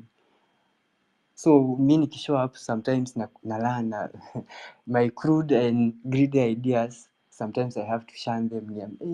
Nisikie mtu na nikisema kitu fulani watu wa agree nayo, nikisema kitu fulani niendelee kuisema nisikie watu hawapendi nikisema hivyo, nitaji-question rather than mwenyewe nikuwe na ideas nikidhani they are the greatest ideas, unaona. So the idea of kukua hapa, kushare, kulearn, hata somehow nilijipata kwanza na mimi nafunguanga space ni kama nakujanga si therapy, sometimes ni therapy, alafu ni kama motivational speaking, like nakuja kukua coached, kukua trained, kuuliza maswali, like nakujanga hizo maswali zenye niko zinaitwa aje, the big questions zenye niko nazo kwa kichwa, naweza uliza watu, naweza approach mtu nimuulize nikue okay, that's the idea ya hii space.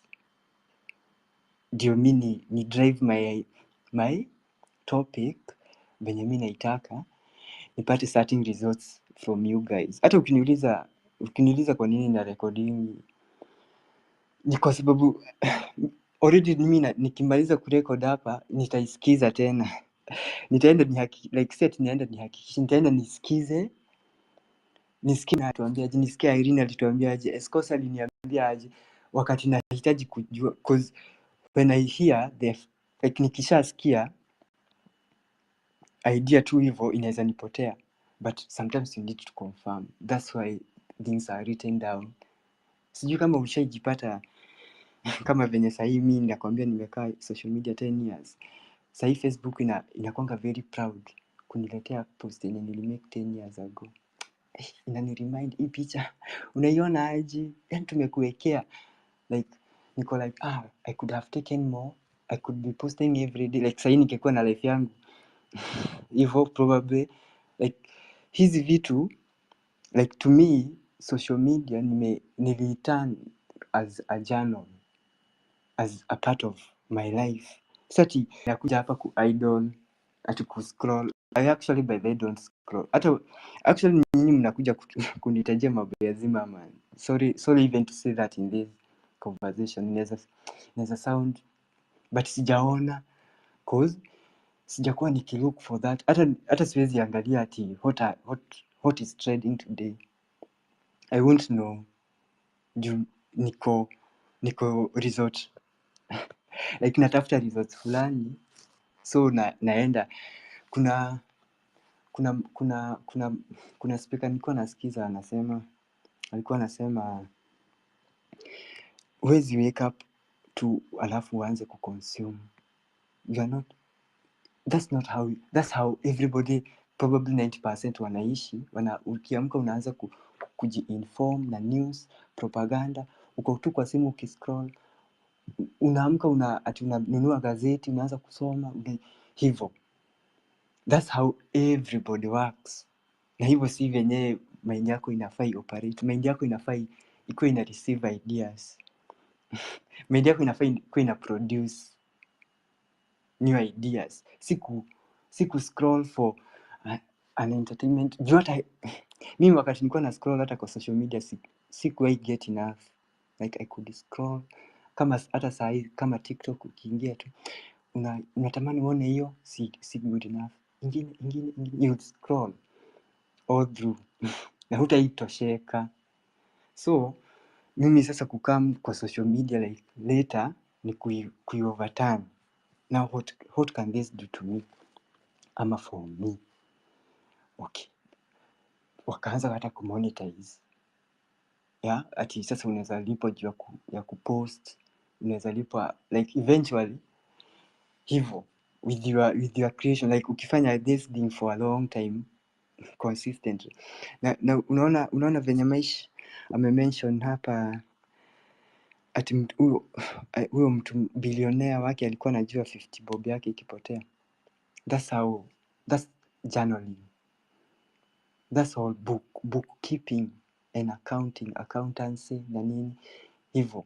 Like unajua tu every move, unaandika kila kitu, umeirecord, unajua siku fulani ulikuwa hapa like hivyo. You know your every move na unajua hata probably the outcome. Juu sisi si watu wa kwanza kuishi hii maisha. Wengine walishaishi wakafail, wengine wakasucceed. Now the successful one wako na things walifanya probably every day. Like generally mimi nilikam kujua later. Like I could journal like ile ya kucheza nayo, but sikuijua ati ni paramount, like it's so vital. Like you have to. Hata nilikuwa nadhani ni kitu ya wasichana journaling. Nilikuwa naona kama ni wasichana wana deserve tu kukuwa na diaries. Sasa after kuishi hiyo maisha for a long time without journaling, ndio nimejipata siwezi look back nione nilifanya nini last year ama nilisema ama the idea ama like idea ikinikam, a new idea huwa inapotea, huwa siandiki. Nikisikia kitu mpya siandiki. So I record. I try as much as possible to record my life, to document it.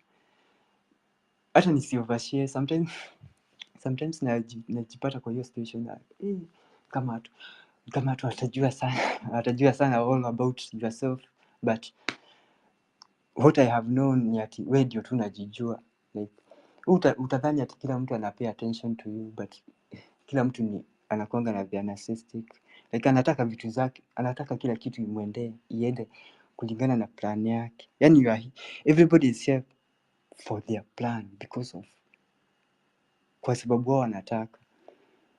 So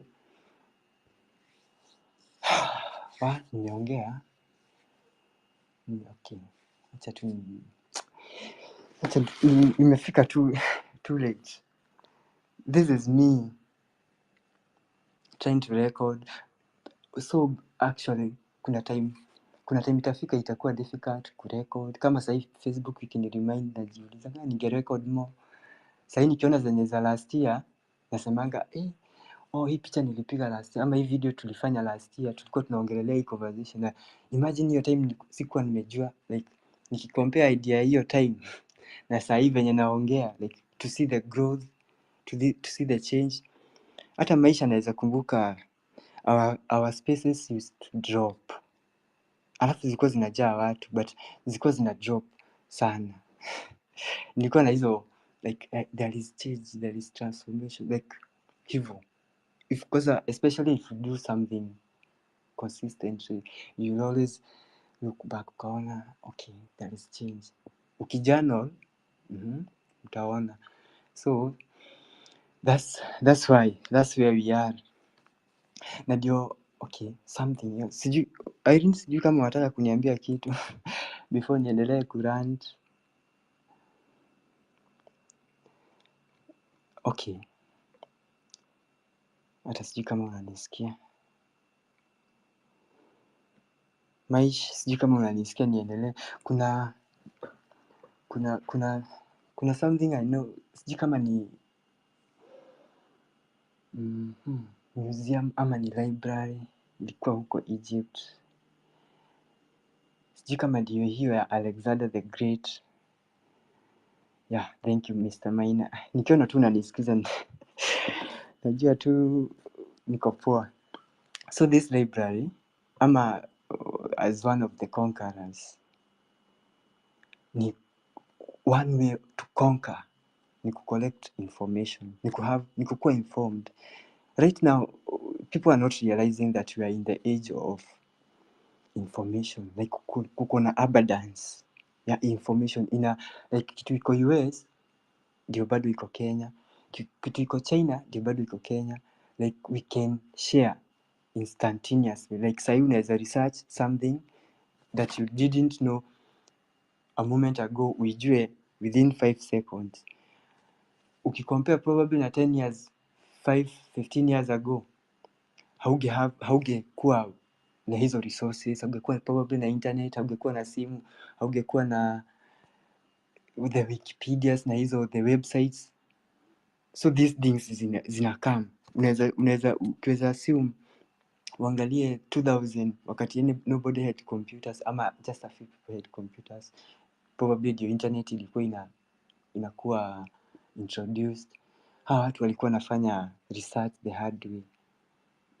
For them to be informed, yani for an idea to flow from, kama kutoka US nitaacha kusema US but I love it, kutoka itoke huko US ifike Kenya, iketake probably tume na poster ama ikuje na ndege, but it could take, si instantaneous kama venye iko sahi. So there was this library ya Alexander the Great, nitaconfirm hiyo story vizuri, that ilikuwa inachukua the original artifact.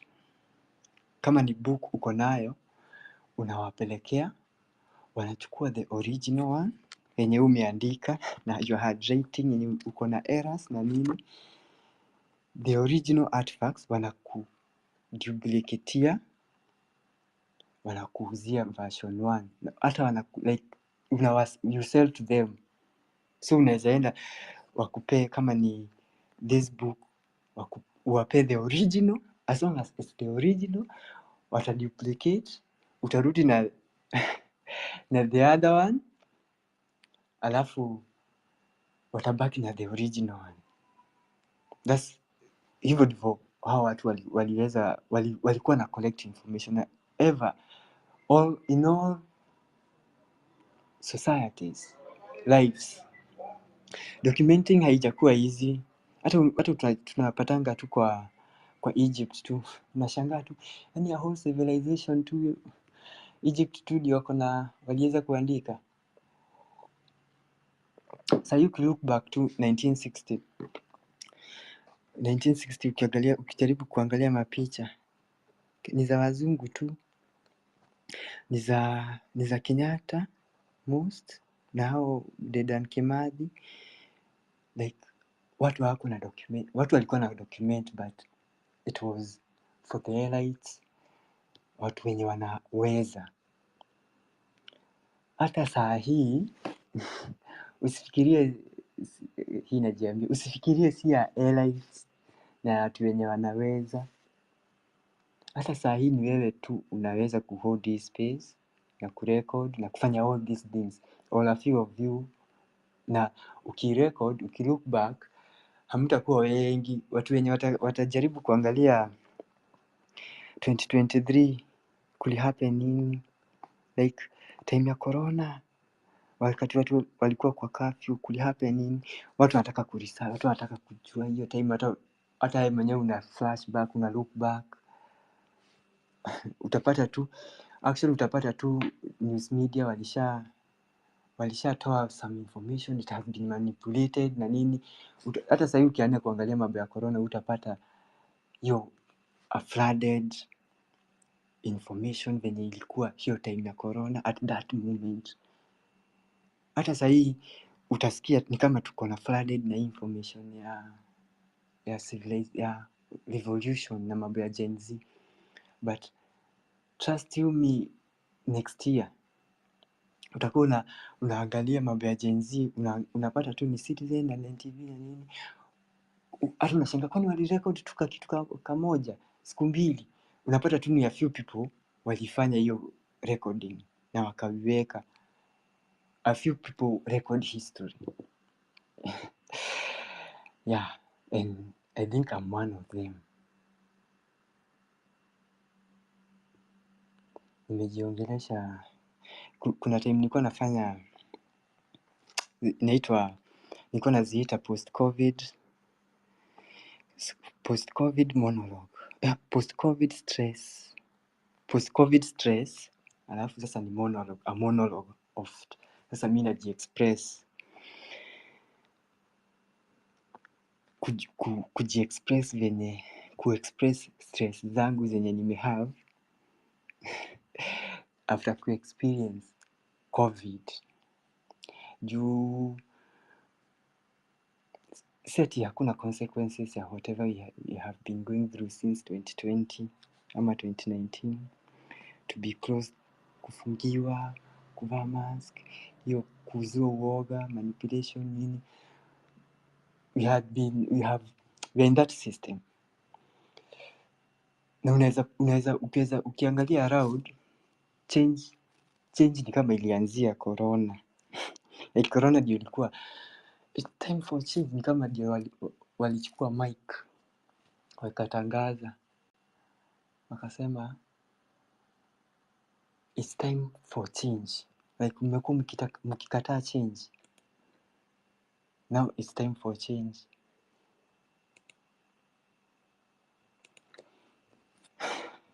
Kutoka hiyo time tunajuanga probably half of us wako vaccinated.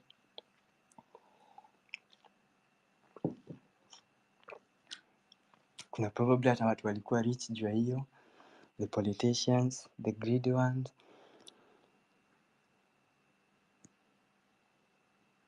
Like life changed. Kuna watu walipoteza their loved ones. Kuna watu sahii bado wanauzanga mask. Like the rant was post covid stress.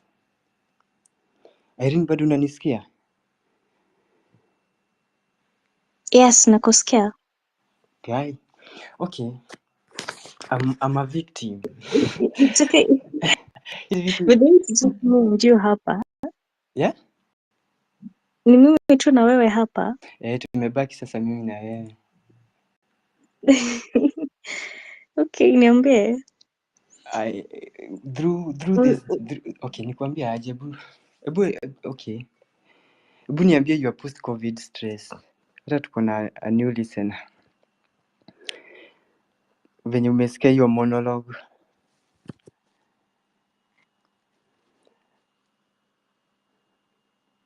Okay.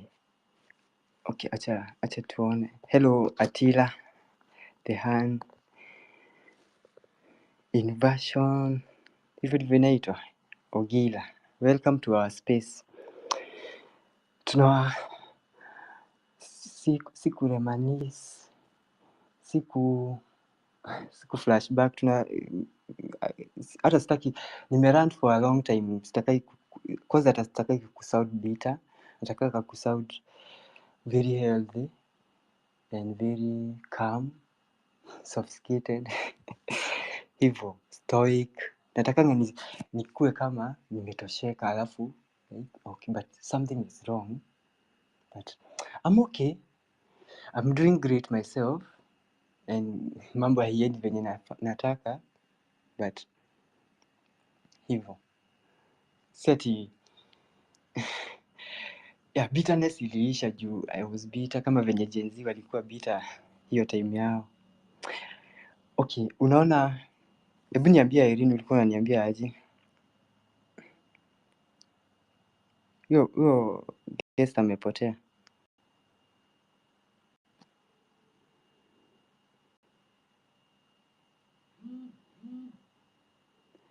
Irene, kama unanisikia ama mimi niendelee?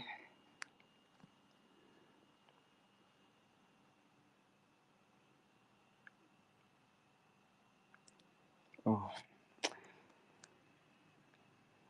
Okay. Oh God. Haya. So I was saying sitakangi kusound bitter. Natakaga tu kusound very healthy and okay. And do you bring change? Actually, I really work on myself. Anger issues, the trauma, yeah, reading the dictionary, all those things.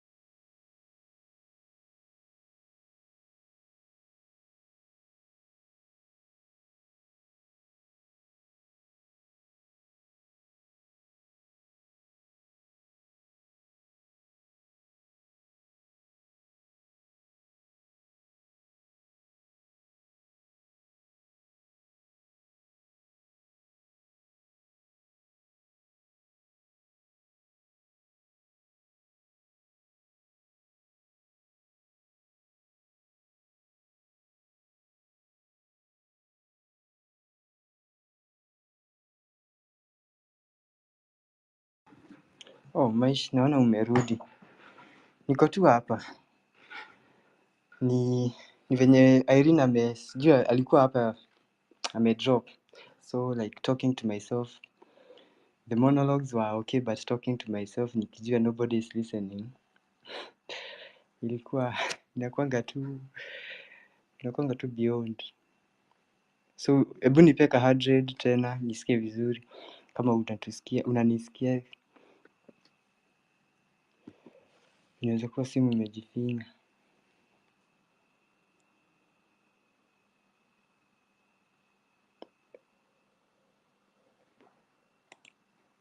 Oh, okay. Listener. Unanisikia? Kama unanisikia nitakuwa sawa tu kuendelea juu kuwa na record hizi spaces for the greater audience. Kuna hivyo venye I've been trying to be a creator. Si trying. Actually niliambiwa niache kusema I'm trying. I'm a creator. And sasa nimeanza nakuwa consistent. Navaa gloves. I'm actually doing it.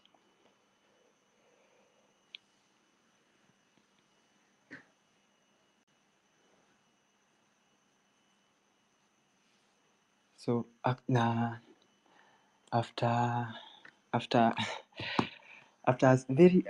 a very high struggle,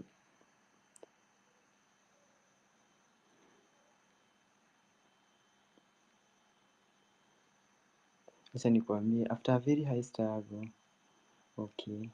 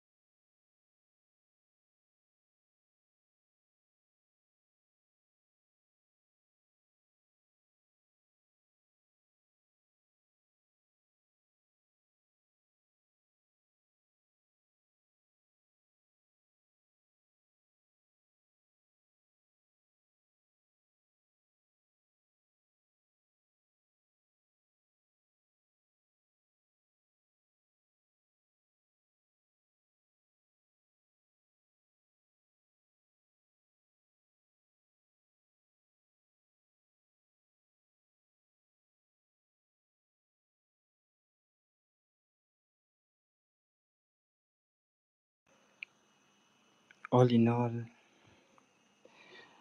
I think I have had my day. We have been on for the last kutoka 10, 11, 12, 2 hours on. Natakaga kugonga speech ya 3 hours ndio mnizoee mjue if you are kama mnanipea kura ama. So here we are. I wanted to say a good dancer knows how or when to leave the stage, and I think I consider myself a good one. It's 12:46 and see you